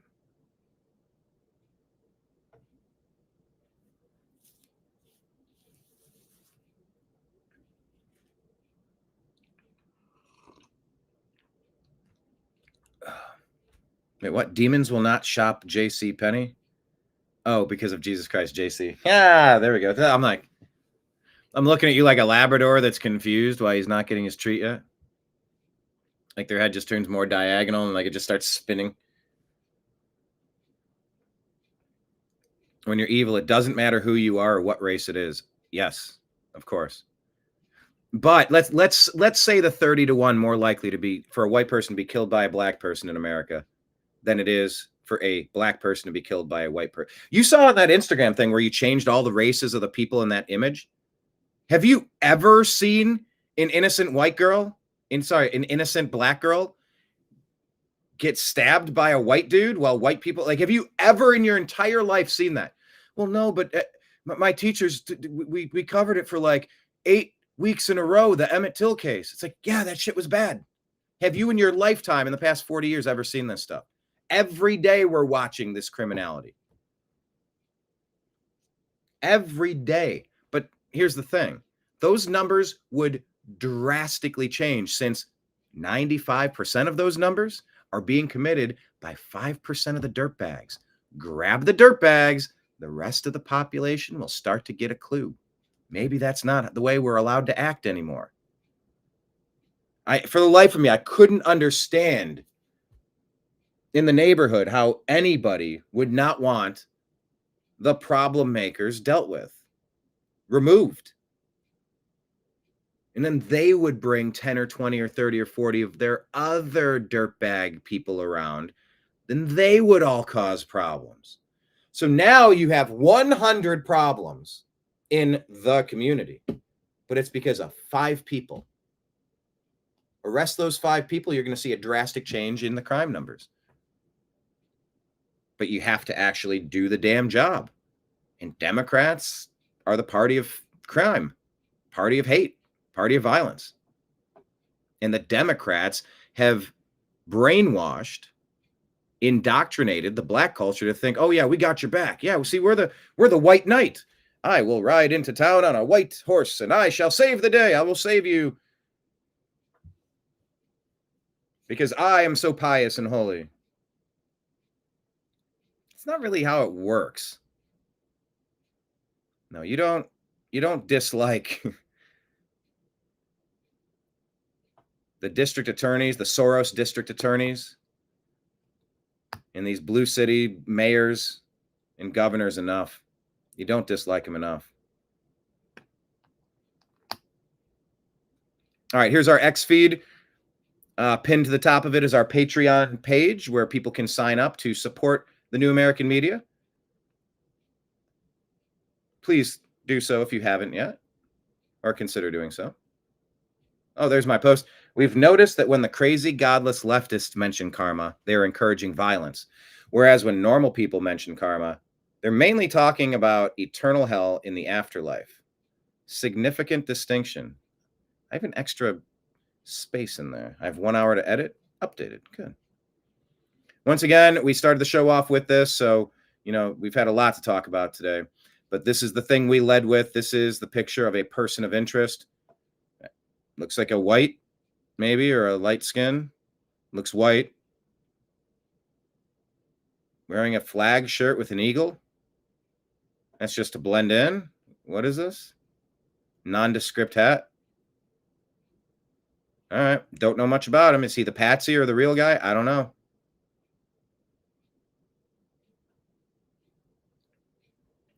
Ian Smith Jr. says there is absolutely no doubt that Charlie Kirk was killed by an intelligence-grade assassin, in his opinion. This was not a crazy leftist or some random civilian. A well-placed shot from 200 yards out, down angle from a rooftop directly in the neck. Precision like that doesn't come from a protester with a grudge. It comes from someone who's drilled this 1,000 times under military glass. Whoever is behind it, this was a highly skilled marksman who had logistics support and funding with a well-executed retreat plan. Absolutely nothing feels right about this. Now, there you go. Usual suspect, not making things look better. After Charlie Kirk was shot. Yeah. Grab me out. Hey, yo, grab me out. Let's go up, guys. Come on. Let's go up, guys. Guys, I don't know. Let's go. I have no idea. Let's go. Come on, guys. What are you doing? Get the fuck out. What? Let's go. Yeah. Grab me out. But the guy asking for the hat's a white guy. So, you don't make it a race thing. But, like, the dude's laying dying and someone's stealing his merch. You see, like, people get knocked out and they're stealing their wallet and stealing their phone. It's like, what the fuck is wrong with you guys? Anyway, it's also whatever, but it's also just, dear Lord. John Lott says public transportation in Atlanta is a gun-free zone. Great to know that the law-abiding citizens will be defenseless, just like in Charlotte, North Carolina. Sally, you're out there. Would you feel better if you could carry your gun on the subway? Public transportation on the bus? I don't know. I wouldn't want to be a victim, and I'd never use a gun unless I had to defend myself. I would never use it in an aggressive act. Cam Higbee reports Department of Justice employee mocks Charlie Kirk's death, saying Terry Pinkham Vandemark, who self-identifies as data analytics specialist at the Department of Justice since 2012, reportedly publicly mocks deceased Charlie Kirk on Facebook. What is this? I think it's worth to have a cost of, unfortunately, some gun deaths every single year so that we can have the Second Amendment to protect our God-given rights. Charlie Kirk, 2023. By the way, this is the exact pseudo quote that person in my orbit posted talking about karma. And I told him, hey, together in the comments, what did I tell the guy that posted that, suggesting that's karma? That's what you get for making a post like that. In the comments, what did I tell that guy? It's what I'm encouraging you to say when you encounter people that do this, that they must, in the comments, question of the day. 2 words, what did I tell that person who posted that quote? Yeah, well, that guy, he said there's going to be gun deaths. So, karma's a funny thing, huh? What did I say to him loudly? And if you're not the cussing type, you don't need to write it. Line in the sand, chest forward, head back, standing up, upright, firm. Fuck you. Firmly tell these people to fuck off. Of course, our Second Amendment is non-negotiable. So it is unfortunate that there's some gun deaths every single year. But we have to have our Second Amendment to protect every one of our other God-given rights. To be fair, they just posted the comment. I didn't. Oh, is there more to it? I don't know. I wouldn't fire her over that, but I would. I don't know. Maybe I would. All right. So, yeah, for hours and hours, Luke Rudowski was, and I was asking, well, why aren't they releasing it? We were able to track the movements of the shooter. Starting at 11:52 a.m., the subject arrived on campus, shortly away from campus. We have tracked his movements onto the campus, through the stairwells, up to the roof, across the roof to a shooting location. After the shooting, we were able to track his movements as he moved to the other side of the building, jumped off of the building, and fled off of the campus and into a neighborhood. Our investigators have worked through those neighborhoods, contacting anybody they can with doorbell cameras, witnesses, and have thoroughly worked through those communities, trying to identify any leads. We do have good video footage of this individual. We are not going to release that at this time. We are working through some technologies and some ways to identify this individual. If we are unsuccessful, we will reach out to you as the media and we will push that publicly to help us identify them. But we are confident in our abilities right now, and we would like to move forward in a manner that keeps everyone safe and moves this process appropriately. I guess he's saying, I think we can grab him. I think we can find him. I don't know, but why not just put out the all points bulletin? I don't know. Sikwi Chen posted this. And he says, my entire life I voted Democrat, donated the max to Obama, got a photo and had him talk about my toe shoes on the stump. Toe shoes. Oh, they're shoes that have toes on them. Okay. Pulled my kid out of preschool in 2016 after Trump won because their teacher was MAGA. Voted Kamala last year. Today, I registered Republican. Well, God bless you, sir. David pointing out, too much violence every day. You're right. Oh, okay, yeah, okay. Have Grok analyze his shirt. Yeah. Well, that has to be part of the technology, I'm sure, that they're talking about, but it is just kind of strange. If you're trying to get him, why not just let I don't know. I also understand some of this is sensitive, and if you can grab him before he knows that you're on to him, that might be preferable. Dinesh says, I have no words for this type of disgusting stuff. Watch this, unfortunately. We got Charlie in the neck. We got Charlie in the neck.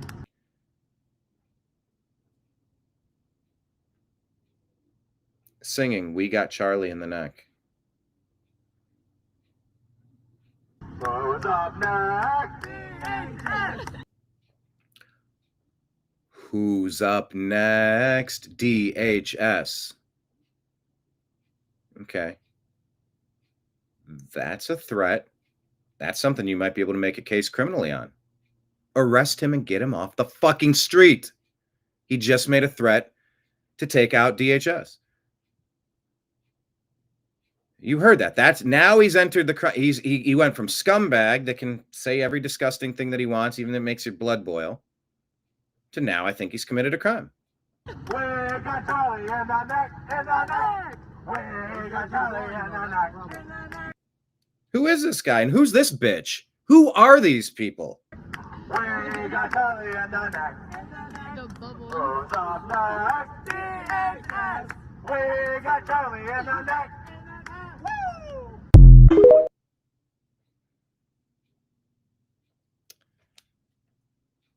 Where's the comments?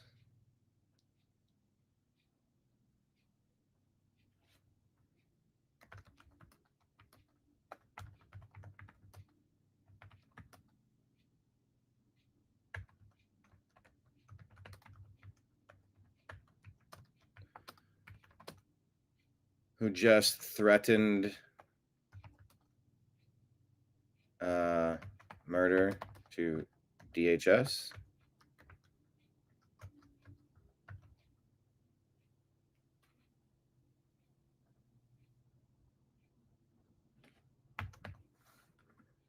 murdering members of, and I'll tag Kristi Noem, DHS.gov.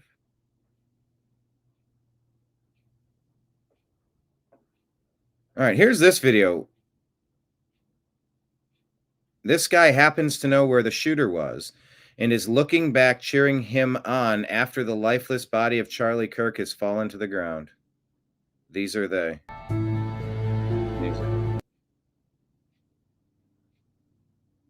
Who's this guy?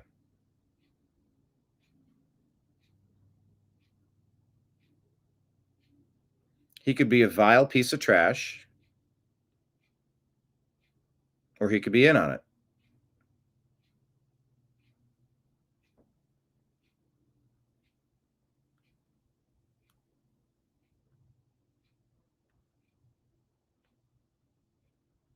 Or he just knows that that probably came from far away in that general direction, and he was just thanking them because he only showed up to that thing to hate watch. He can't stand him. So I don't know that that proves that this guy's in on it per se.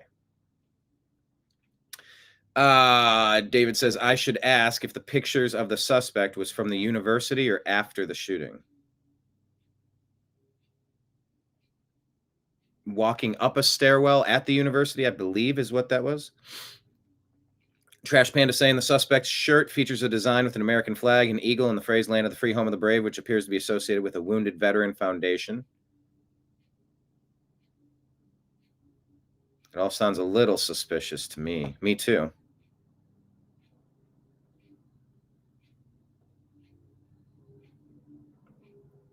Oh, we found him. Okay.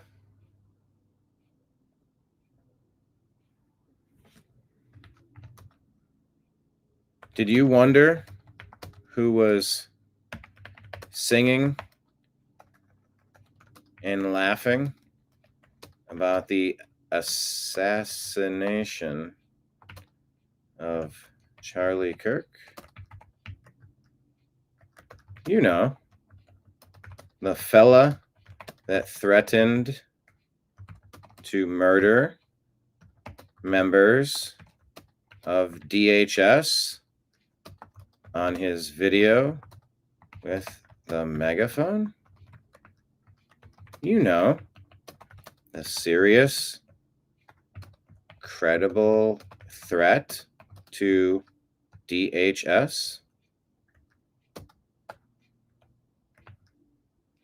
Found him. I'll share that.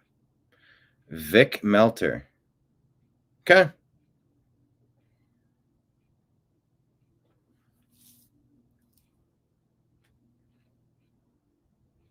Looks like the guy the FBI released. I don't know.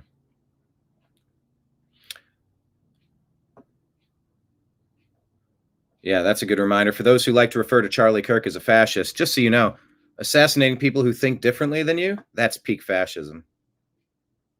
All right, so this is the Louder with Crowder exclusive. It says, this morning, my team received an email from an officer at Alcohol, Tobacco, Firearms. This email included a screenshot from what appears to be an internal message describing a weapon and cartridges located by an ATF and other law enforcement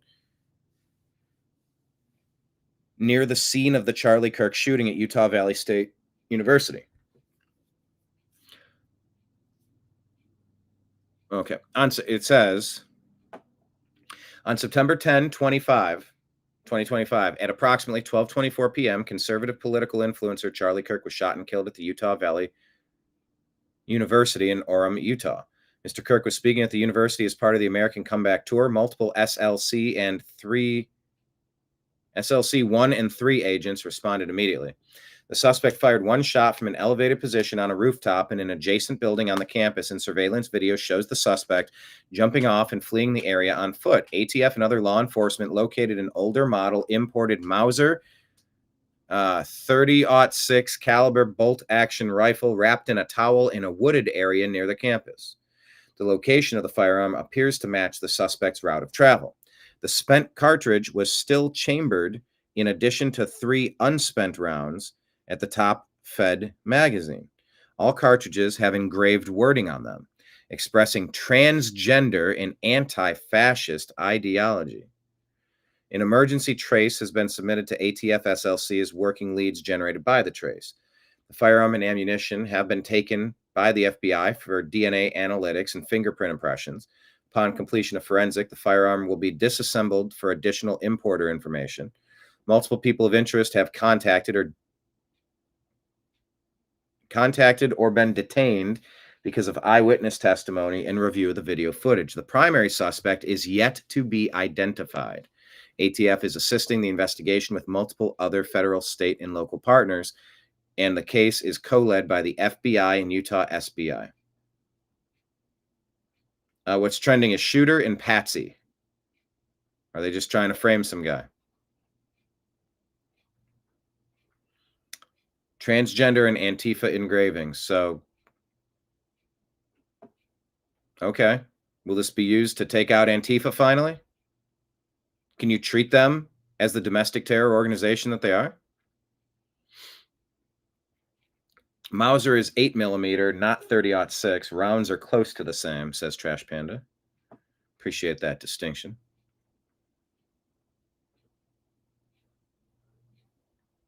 Yeah, look at the backlash. Nick Sorter saying we need to get serious about transgender violence now. The asylums must reopen.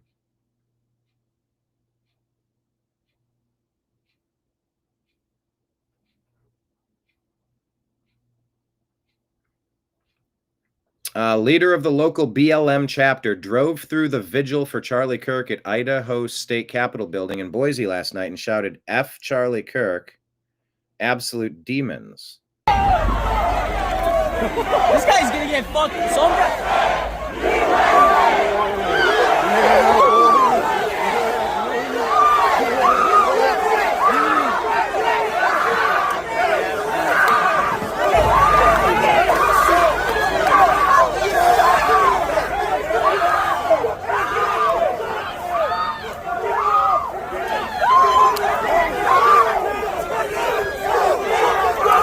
What am I supposed to feel watching this?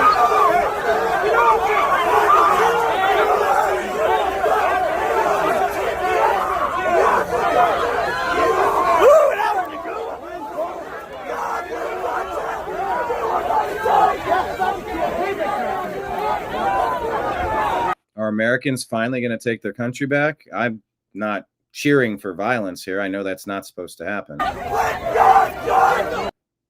Is there something gratifying about people getting what they deserve? That's how the left became the left. They let the hate flow through them, like in Star Wars. Yes. Feel the hate flow through you.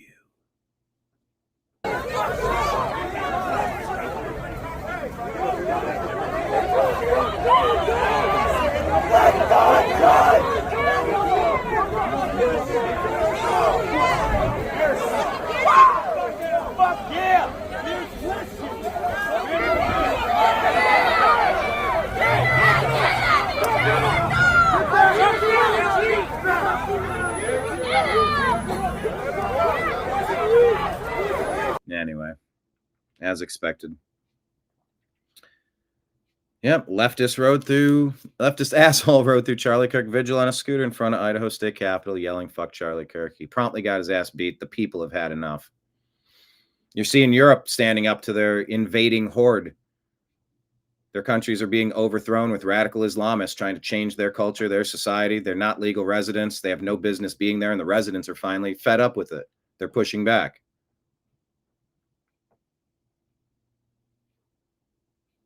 I don't know. I mean, would you ever see the level of normal people violence that you've seen from BLM, Antifa, Trantifa, Democrats? I've never seen it in my life. What do you mean you've never seen it in your life? You were at January 6th. You know what they did. That was an insurrection. No, it wasn't. And you are stupider. We are all stupider for having to listen to you say that was an insurrection. 99% of the people at that MAGA event could have been armed to the teeth if that was the intention, and they would have done something about it if that was the intention. That was not the intention. That was a mostly peaceful protest. And then some people did some things.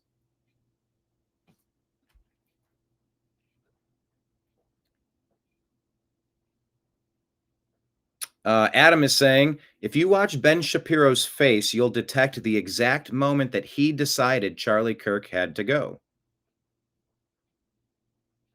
I don't know, but this is literally 48 hours before he was assassinated. Charlie Kirk asked some critical questions. And one thing a friend said to me, interestingly, which is, okay, Charlie, we've pushed back against the media on COVID, on lockdowns, on... Doggone it, why is there music?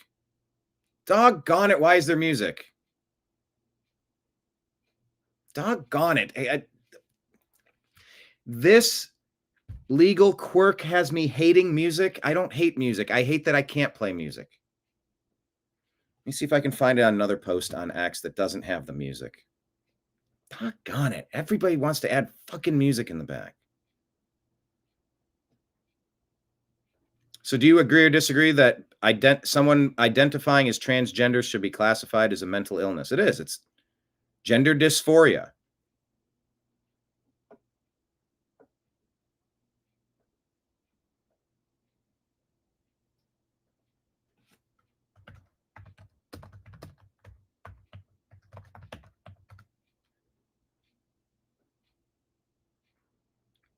Let's see.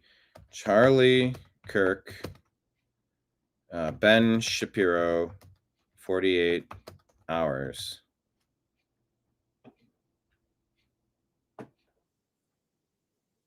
There we go. Here's the...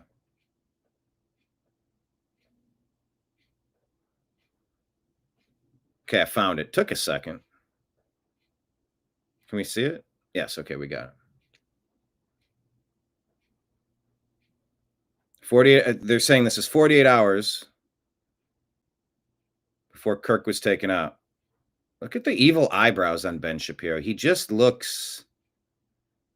Anyway. Charlie, we've pushed back against the media on COVID, on lockdowns, on Ukraine, on the border, on... So like, maybe we should also ask a question. Is the media totally presenting the truth when it comes to Israel? Just a question, you know, that maybe we shouldn't believe everything the media says, because I know I've been conditioned to ask a lot more critical questions over the last couple of years. So, Ben, some people would accuse Israel of wanting to ethnically cleanse. Some people in the Israeli government are saying, again, it's all over the place, right? You have opinions all over. In your opinion, what would a good outcome 5 years from now be, and how does one respond to the claims of ethnic cleansing?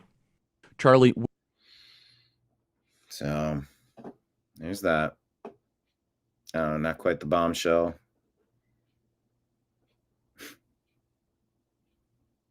Some people might think it is. There's yesterday's show pinned on our X. Yeah, the exchange at 34 minutes in. Sam Altman. You know what? This is interesting. This is a big story about AI.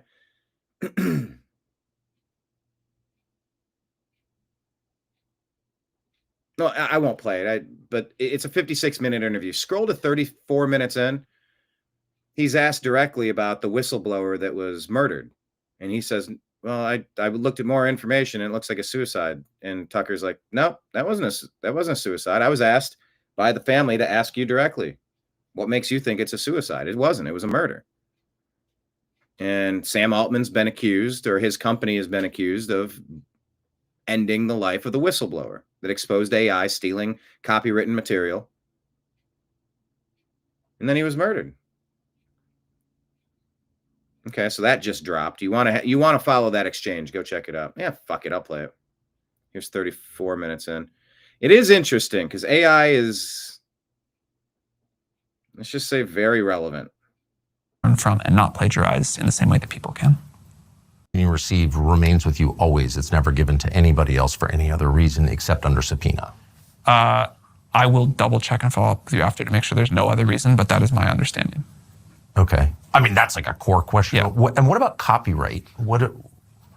Our stance there is that fair use is actually a good law for this. The models should not be plagiarizing. The model should not be, you know, if you write something, the model should not get to like replicate that, but the model should be able to learn from and not plagiarize in the same way that people can.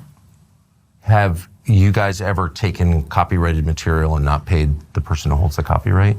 I mean, we train on publicly available information, but we don't, like, people are annoyed at us all the time because we won't we have a very conservative stance on what ChatGPT will say in an answer. Right. And so if something is even like close, like they're like, hey, this song can't still be in copyright, you got to show it.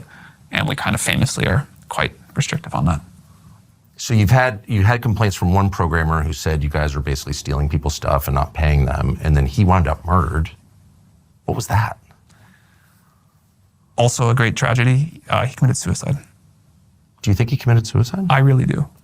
Have you looked? This was like a friend of mine. This is like a guy that, and not a close friend, but this is someone that worked at OpenAI for a very long time. I was really shaken by this tragedy. I spent a lot of time trying to, read everything I could, as I'm sure you and others did too, about what happened. It looks like a suicide to me. Why does it look like a suicide? It was a gun he had purchased. It was this is like gruesome to talk about, but I read the whole medical record. Does it not look like one to you?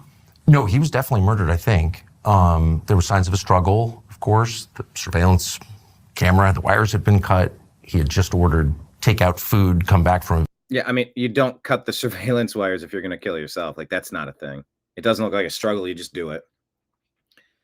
You don't order food, takeaway. Like, none of it makes sense. Tucker's, like, just putting this guy on the spot.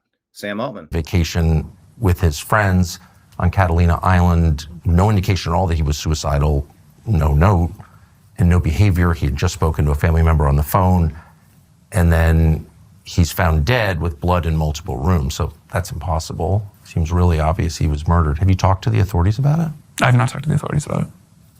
And his mother claims he was murdered on your orders. Do you believe that? I'm asking. I mean, you just said it. So do you believe that? I think that it is worth looking into. And if a guy comes out and accuses your company of committing crimes, I have no idea if that's true or not, of course, and then is found killed and there are signs of a struggle, I don't think it's worth dismissing it. I don't think we should say, well, he killed himself when there's no evidence that the guy was depressed at all. I think, and if he was your friend, I would think you would want to speak to his mom or... I did offer, she didn't want to. So, do you feel that, when people look at that and they're like, it's possible that happened, do you feel that that reflects the worries they have about what's happening here? Like, people are afraid that this is like... I haven't done too many interviews where I've been accused of like... Oh, I'm not accusing you at all. I'm just saying his mother says that.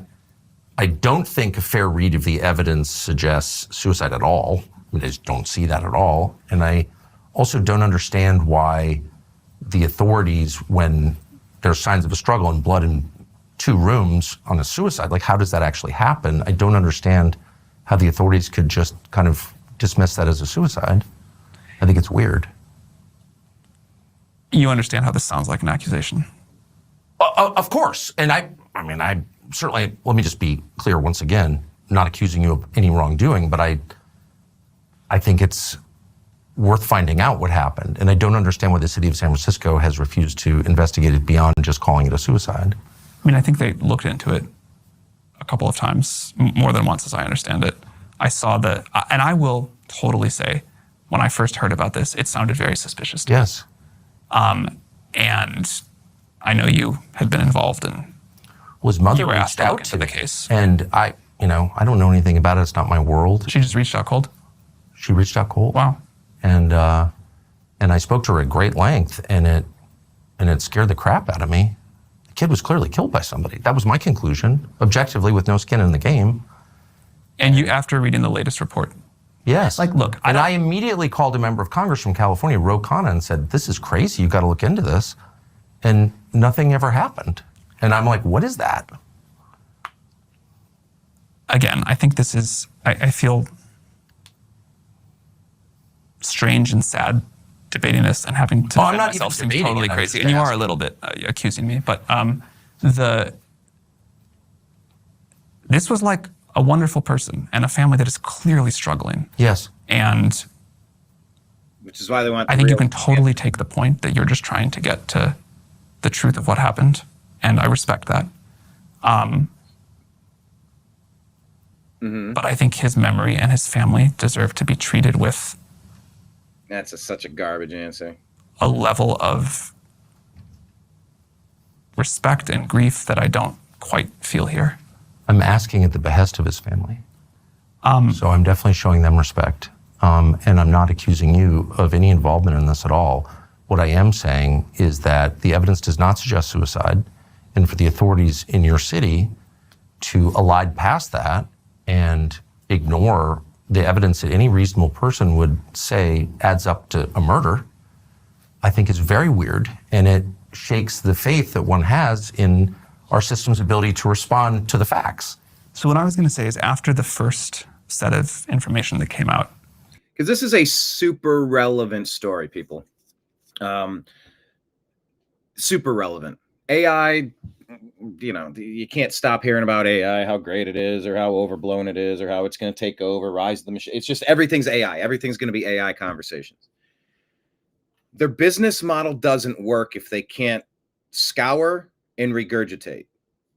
And copyright holders are like, hey, you got to buy my book if you want to use it. You know, you want to play you want to play my song on your show, you got to license it from me. And it's like, yeah, to some degree, sure, there's some of that, but like, come on.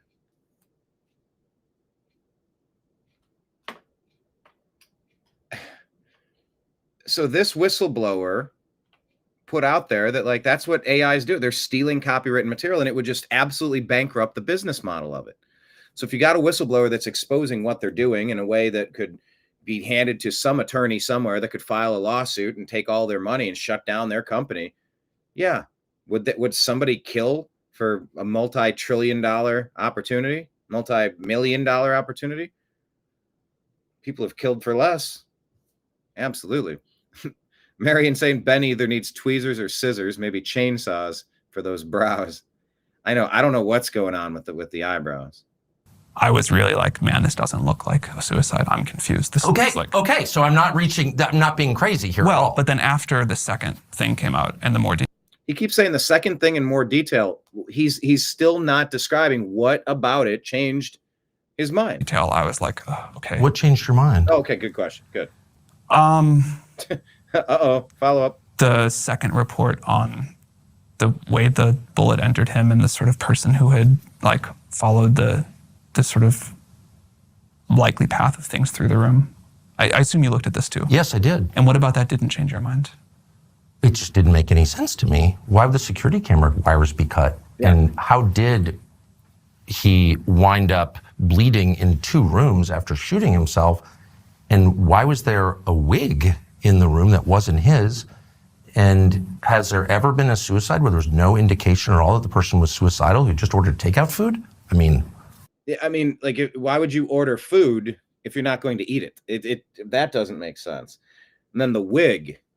So they're saying what? That's what someone used to get into the place?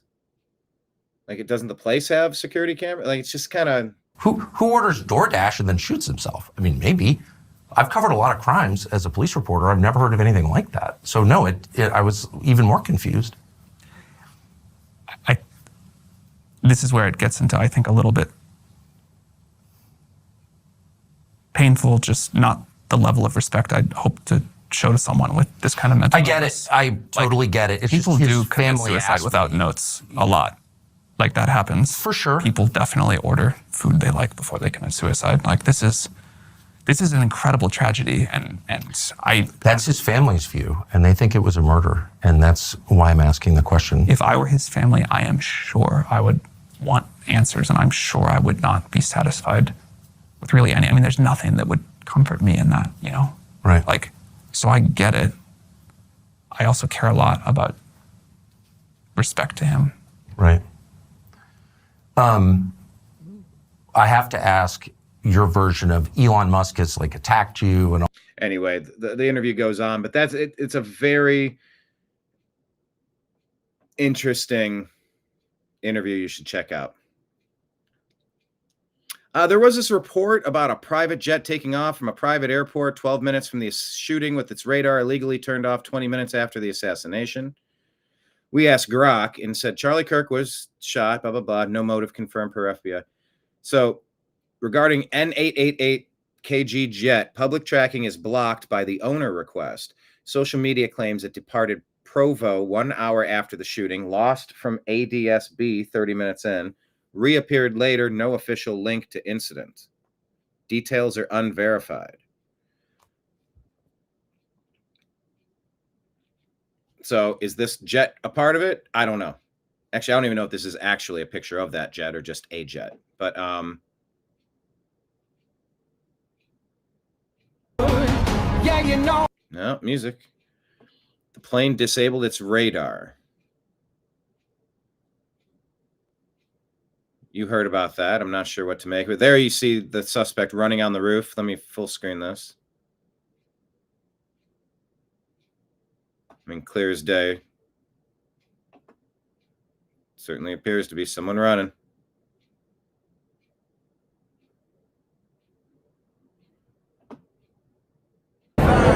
Doggone it all, man. Yeah.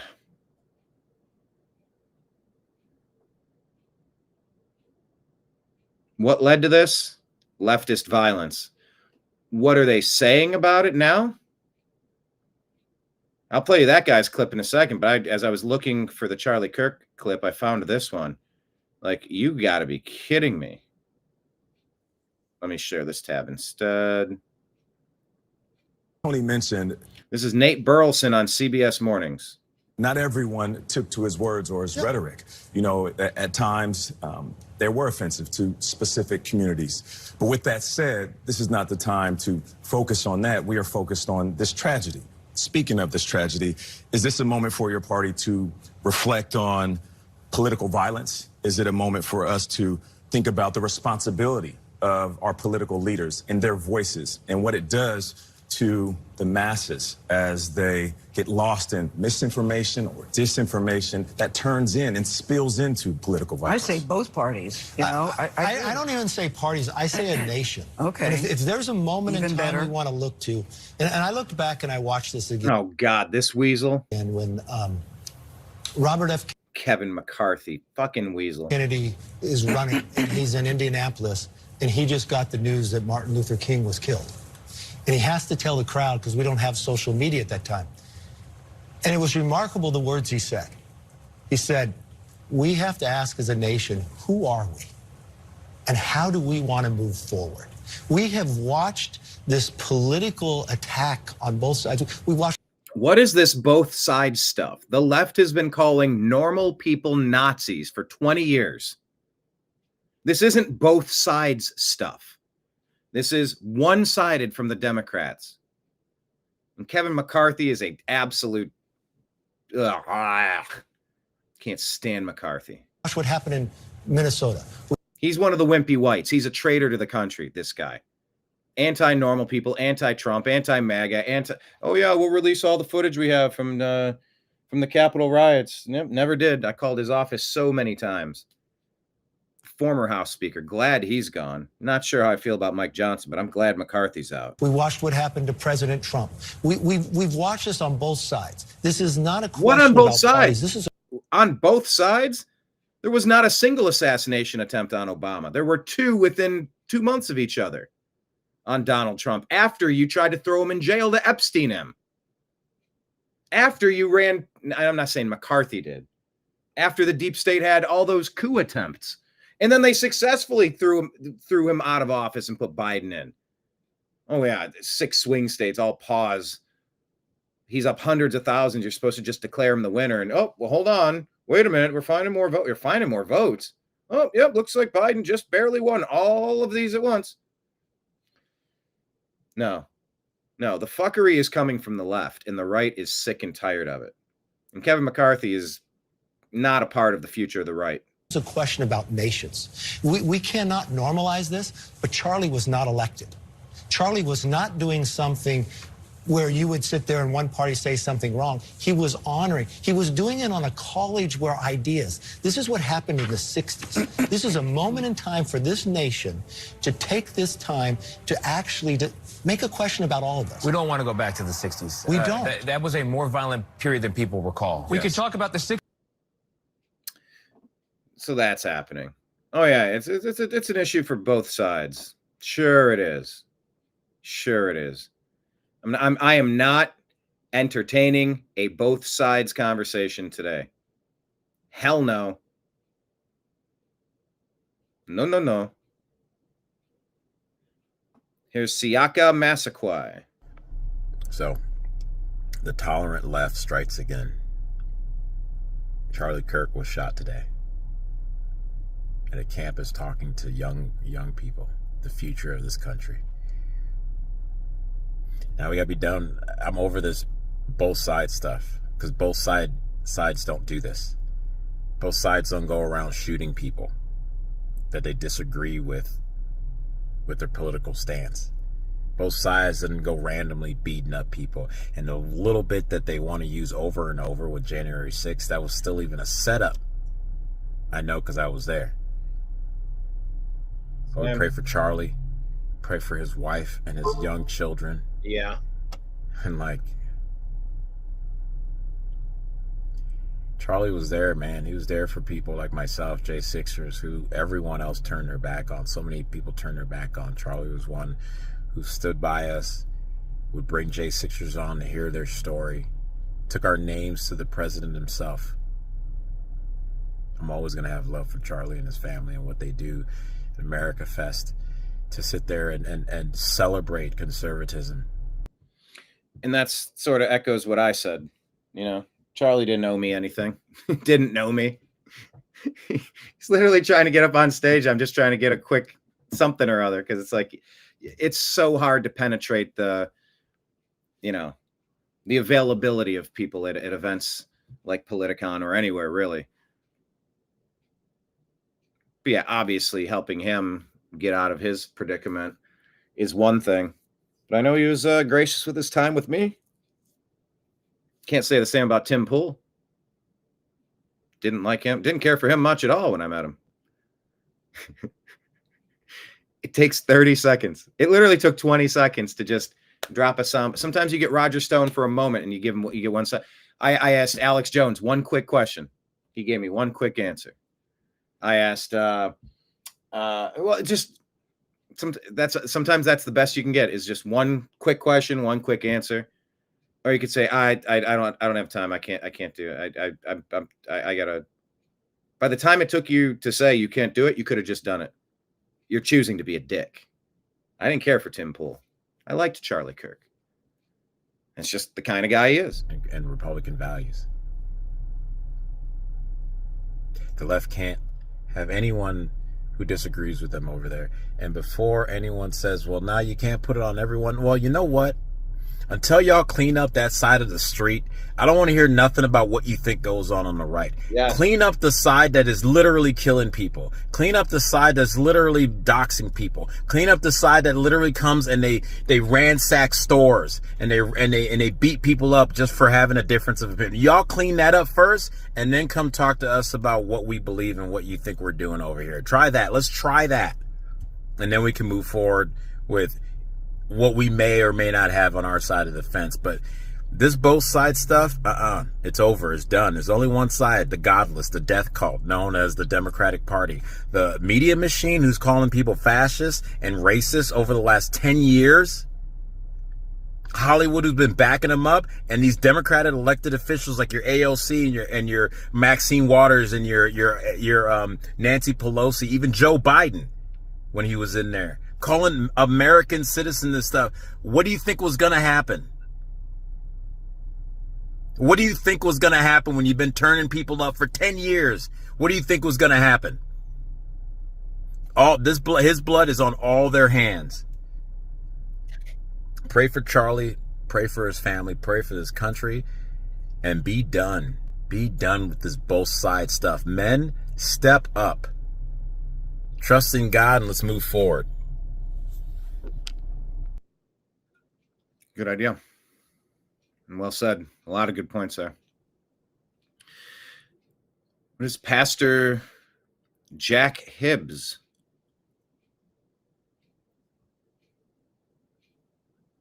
Oh, it's a 6-minute thing. Shared by Dom Son. Benjamin Netanyahu via Israeli News announced that Charlie Kirk had been assassinated 20 minutes after the shooting. This was before any American news source and Donald Trump's announcement. The American announcements are rolling in while Pastor Hibbs is making these videos. How did they know so soon? Check out that video and double check those times and accusations.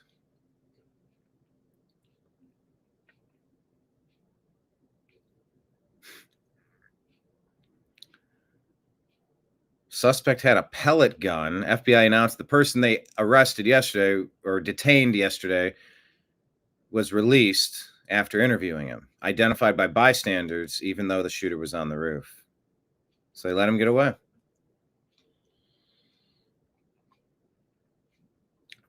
And Wokeness points out Downey City Councilman Mario Tarullo says no one mourns the wicked in a response to Charlie Kirk. Wow.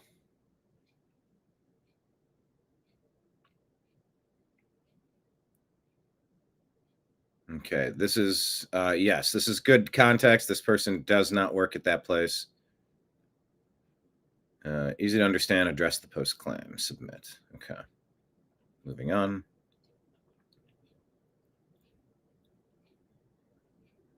Here we go. Jen Psaki, one of the biggest pieces of garbage, one of the mouthpieces, sold her soul a long time ago to the demonic deep state. But he put out a 4-minute video, and I'm not going to play the video. I don't want to play the video. But there was a line at the end that I think is, I just wanted to raise and read. At the end of this 4-minute video, he says, "For years, those on the radical left have compared wonderful Americans like Charlie to Nazis and the world's worst mass murderers and criminals. This kind of rhetoric is directly responsible for the terrorism that we're seeing in our country today, and it must stop right now." And obviously, there's a lot of rhetoric that is problematic. A lot of it is coming from one particular side and from one particular building. But what? She's trying to blame President Trump and the White House. No, this is your side doing this. Can be done. I fear when this is an escalation. You better fear, because you're going to get arrested if there's ever arrests. And we're all still waiting any day now. You're going down as part of this. You don't get to walk away from the coup that you staged. You don't get to walk away from destroying America, Jen Psaki. Yeah, people are getting afraid, because if things go the way that we're all fingers crossed praying that they go, the whole deep state effort to overthrow this nation and destroy it, you're going to get wrapped up in it too. You don't get an escape. You don't get a get out of jail free card. Peppermint Patty. Escalation already in less than 24 hours of this shooting. Yeah, I think hold on. Historically, presidents have looked for fear when this is an escalation already in less than 24 hours of this shooting. Yeah, how do you escalate past a political assassination, you twat? I think historically, presidents have. I think I wanted to call her a twit, by the way. The first word probably works, but I try not to. I do usually try to avoid certain language. Even bitch. I don't use bitch as much as I probably should. I'll call her a twit. An addle-pated twit is what I meant to say there. Looked for opportunities to bring people together. Mm-hmm. You know, right now we need. There's no together with your side. A president that'll bring the country together and not try to further, divide us. No. You have divided us for 20 years under the Obama doctrine. We're done. Queen Mother says they killed our peacekeeper, our negotiator, and our standard bearer of respectful debate. That's who they targeted. Not a cruel person, not a rude person, not a violent person, not a cheater, a gambler, a womanizer, or a criminal. A peaceful, morally upstanding debater who happened to disagree with them. That's who they killed. Meanwhile, they let habitual reoffending criminals evade justice, entirely dismissive of their victims, all while proclaiming conservative speech to be violence. We say mean words. They argue, and thus it's okay to kill us. The guy who stabs people on trains, however, he deserves our sympathy, our empathy. After all, systemic inequities failed him. Shouldn't we be more understanding of his plight? No. The hypocrisy would be comical if it weren't so thoroughly tragic. Well, I'm done, and enough is enough. When you kill our peaceful thought leader, you get the strong man who's left. So until this cancerous leftist movement is stamped out of social acceptance, I don't want to hear another word about mean tweets or Trump being a dictator. You had your chance to be peaceful, but your side kills people over words. Go to hell. Jay Hubbard. Lives of TikTok reports assistant dean of students at MTSU has been fired effective immediately following vile comments celebrating Charlie Kirk. I don't see the comments, so the story is lacking the thing I would like to show you. With all that's going on in the world right now, don't forget this 60 Minutes interview back in December with an alleged Israeli Mossad agent. Alleged. How did you convince Hezbollah to buy this? Well, obviously, they didn't know that they were buying it from Israel. Who did they buy it from, or think they were buying it from? We have an incredible array of possibilities of creating foreign companies that have no way being traced back to Israel, shell companies over shell companies who affect the supply chain to our favor. We create a pretend world. We are a global production company. We write the screenplay. We're the directors. We're the producers. We're the main actors. The world is our stage. How did... What do you make of that? It's like everything is so too double-edged, I think is what I'm looking for. Double-edged.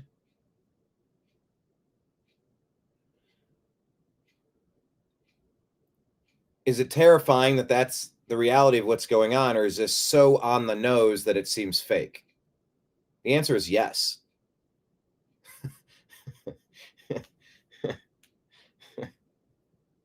The answer is yes. It's both. And it's weird that it's both. David says, honestly, I'm not surprised there's so many soulless people. You know, look, how about the video game theory? There's only a few actual characters. The rest are just non-playable characters. They call them NPCs. You know, the NPC we named the TNAM Man of the Year a couple of years ago. The NPC Man of the Year, TNAM Man of the Year. How many of these people that we interact with online are actual bots? Well, a lot of them are actual bots. But these non-playable characters, I don't know if you're video game players, but you know, they just walk around, they do whatever they do in the background. They're real, but they're not real. They're there, but they're not really there. Like maybe most people we interact with are not even people. They're just non-playable characters. They just, all right, every time, if I go into the village, every time I walk next to this person and press the X button, when the bubble comes up when I get next to her, she'll tell me about her chickens, and she'll say that, oh yeah, my boy went looking for chickens. That was 2 nights ago. I'm starting to get very concerned. I hope he's okay. If you could help me, I'd love to give you a reward if you could return my boy, and maybe even the chickens as well, but definitely my boy. And then you go out, you find the chickens, you come back. Now she's programmed to say, oh, thank you so much. Oh, son, I missed you so. Oh, and you found my 2 chickens. This is incredible. As a token of my appreciation, I'd like to give you unlimited eggs forever. Okay, cool. But are they soulless? Are they non-playable characters? Are they just, you know,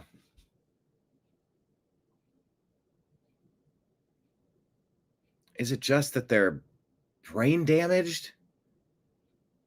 Or are they just not all there? Or they're just not even there to begin with? And hell, the guy that killed the girl on the train, he said, they put something in my body that's controlling me when I was in prison. Yeah, you don't think prisoners are being experimented on and tortured and all sorts of terrible stuff? It's awful.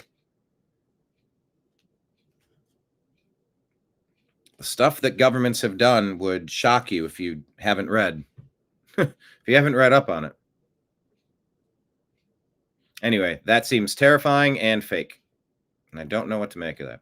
Greg Price says, this is by far my favorite video of Charlie Kirk, and it should be required for everyone in America to see. Our country was founded on common law. Ah, doggone music.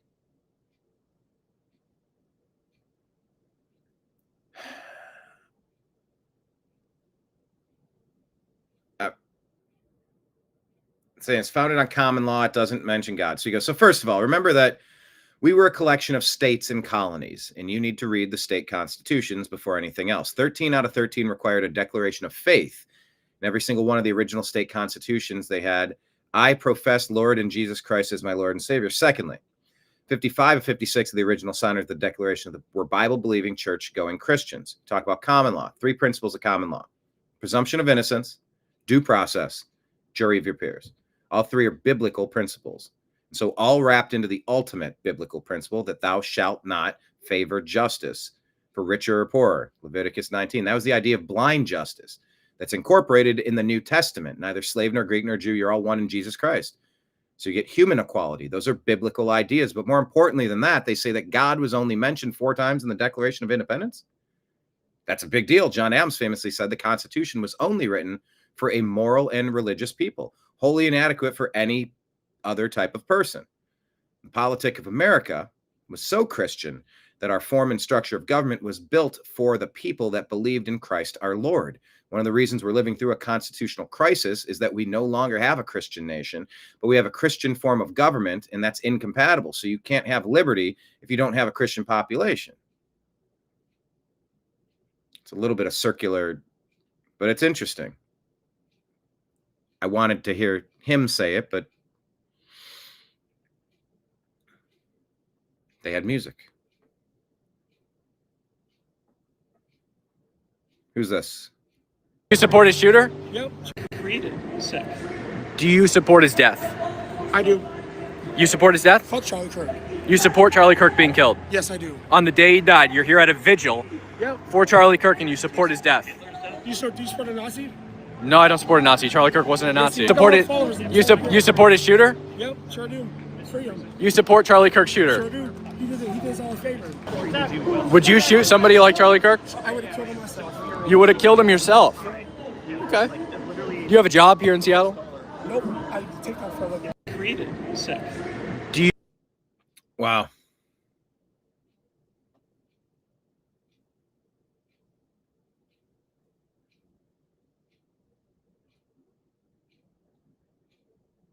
Jacob Nestegard. Okay. Hey, these are your words, buddy. You live with them.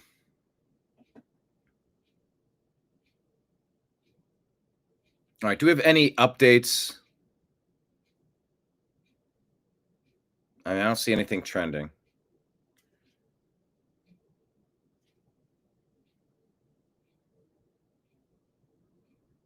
This is the worst thing New York Times can say about anyone. They actually right-wing influencer. I don't quite get the.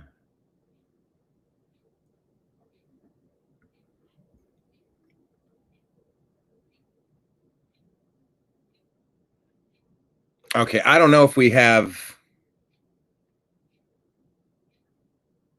Listen to this guy. I don't know if you noticed, but we're in a spiritual warfare. There's a lot of demonic attacks that's been taking place, and if you notice, if you saw, which everybody did, what happened to Charlie Kirk, those are demons. We call them Democrats, but they are demons, and whatever it is that that party does is breeding demonic behavior. It's in the way they dress, the way they act.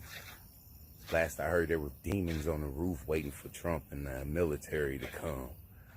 There's demons with funny colored hair that like to yell and fight and spit and cuss and call your names and curse you. There's demons all in the comments saying that Charlie Kirk deserved to die. These are people that call themselves Christians.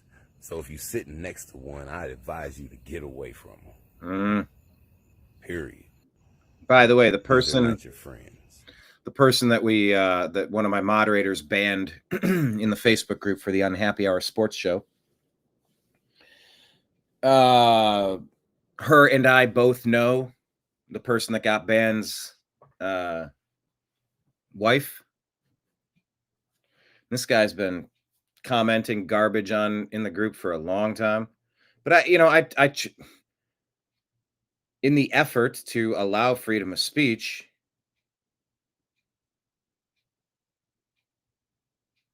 in robust debate, I can handle disagreements.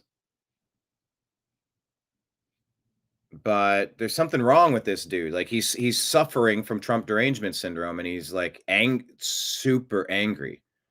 We said, "Hey, I said, and actually, well, anyway, I said, you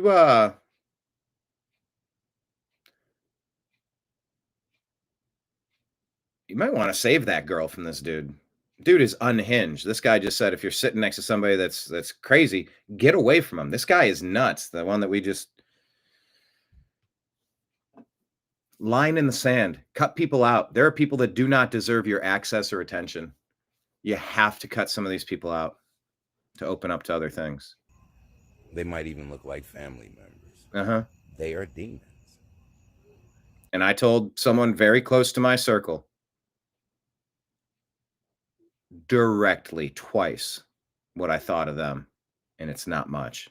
And I have no intentions of communicating with that person again. There's no other way to, if you believe in anything that Jesus said about this world, it's a spiritual warfare. And what makes people just stand up on a train and just kill somebody for no reason, pour gasoline on them for no reason, shoot children that are praying in the church for no reason, or kill a man that's just been spreading truth. That was an attack on Jesus. Mm-hmm. Whatever his politics were, we know what Charlie Kirk stood for, and that was an attack on Jesus, just like you saw at the Olympics and in everything else you see. It's an attack on Jesus. Now is the time to pick a side. He will spit you out if you lukewarm in your praise, if you lukewarm in your walk, if you hide the cold, you just blow in the wind, any little thing, and you got to quit making excuses for these people. He didn't come to bring peace, but he came to bring a sword, and you need to pick a side, because this is a spiritual warfare. Whatever you seeing in the news, look past that. Open up your Bible and understand this is a spiritual warfare. Stay prayed up. Rest in peace, Charlie Kirk, the Ukrainian woman, and everybody else that's been taken out by some demonic leftists doing some crazy stuff, or anybody in these sanctuary cities that have fell victim. They give them a moment of silence. And the thing is this is probably just the beginning. I'm sure that this incited some other idiots out there with purple hair and telling you to call them ma'am, is waiting to shoot somebody else. Thank God for our Second Amendment rights, and though that's not what it was for, keep your sword and the extra clip.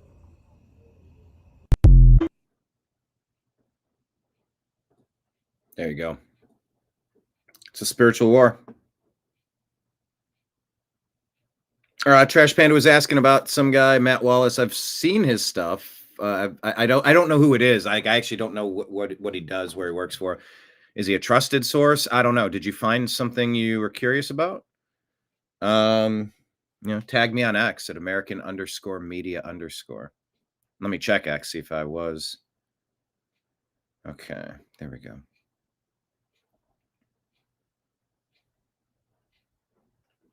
What's Bolsonaro trending for? He was sentenced to 43 years in prison by the Brazilian wannabe dictator Alexandre de Moraes for a coup that never happened. Tyranny is ruling over Brazil. Oh, that's not good. Jair Messias Bolsonaro. Nepal. We showed you about that. Brazil Supreme Court finds Bolsonaro guilty of plotting a coup, saying he sought to illegally remain in power after losing a 22 election. You think he actually lost in 22? Yeah, I don't know, no. So you said you tagged me, but I don't see a notification. I was having that issue yesterday on X. On X? You reposted a post. You liked a post. I don't see anything tagged. But share it with me. I'll check it out tomorrow. But I think that's all I have for you today. I appreciate you all for being here. Today was really a recalibration, a recovery day in many ways. And we'll be back again tomorrow. Thank you all so much.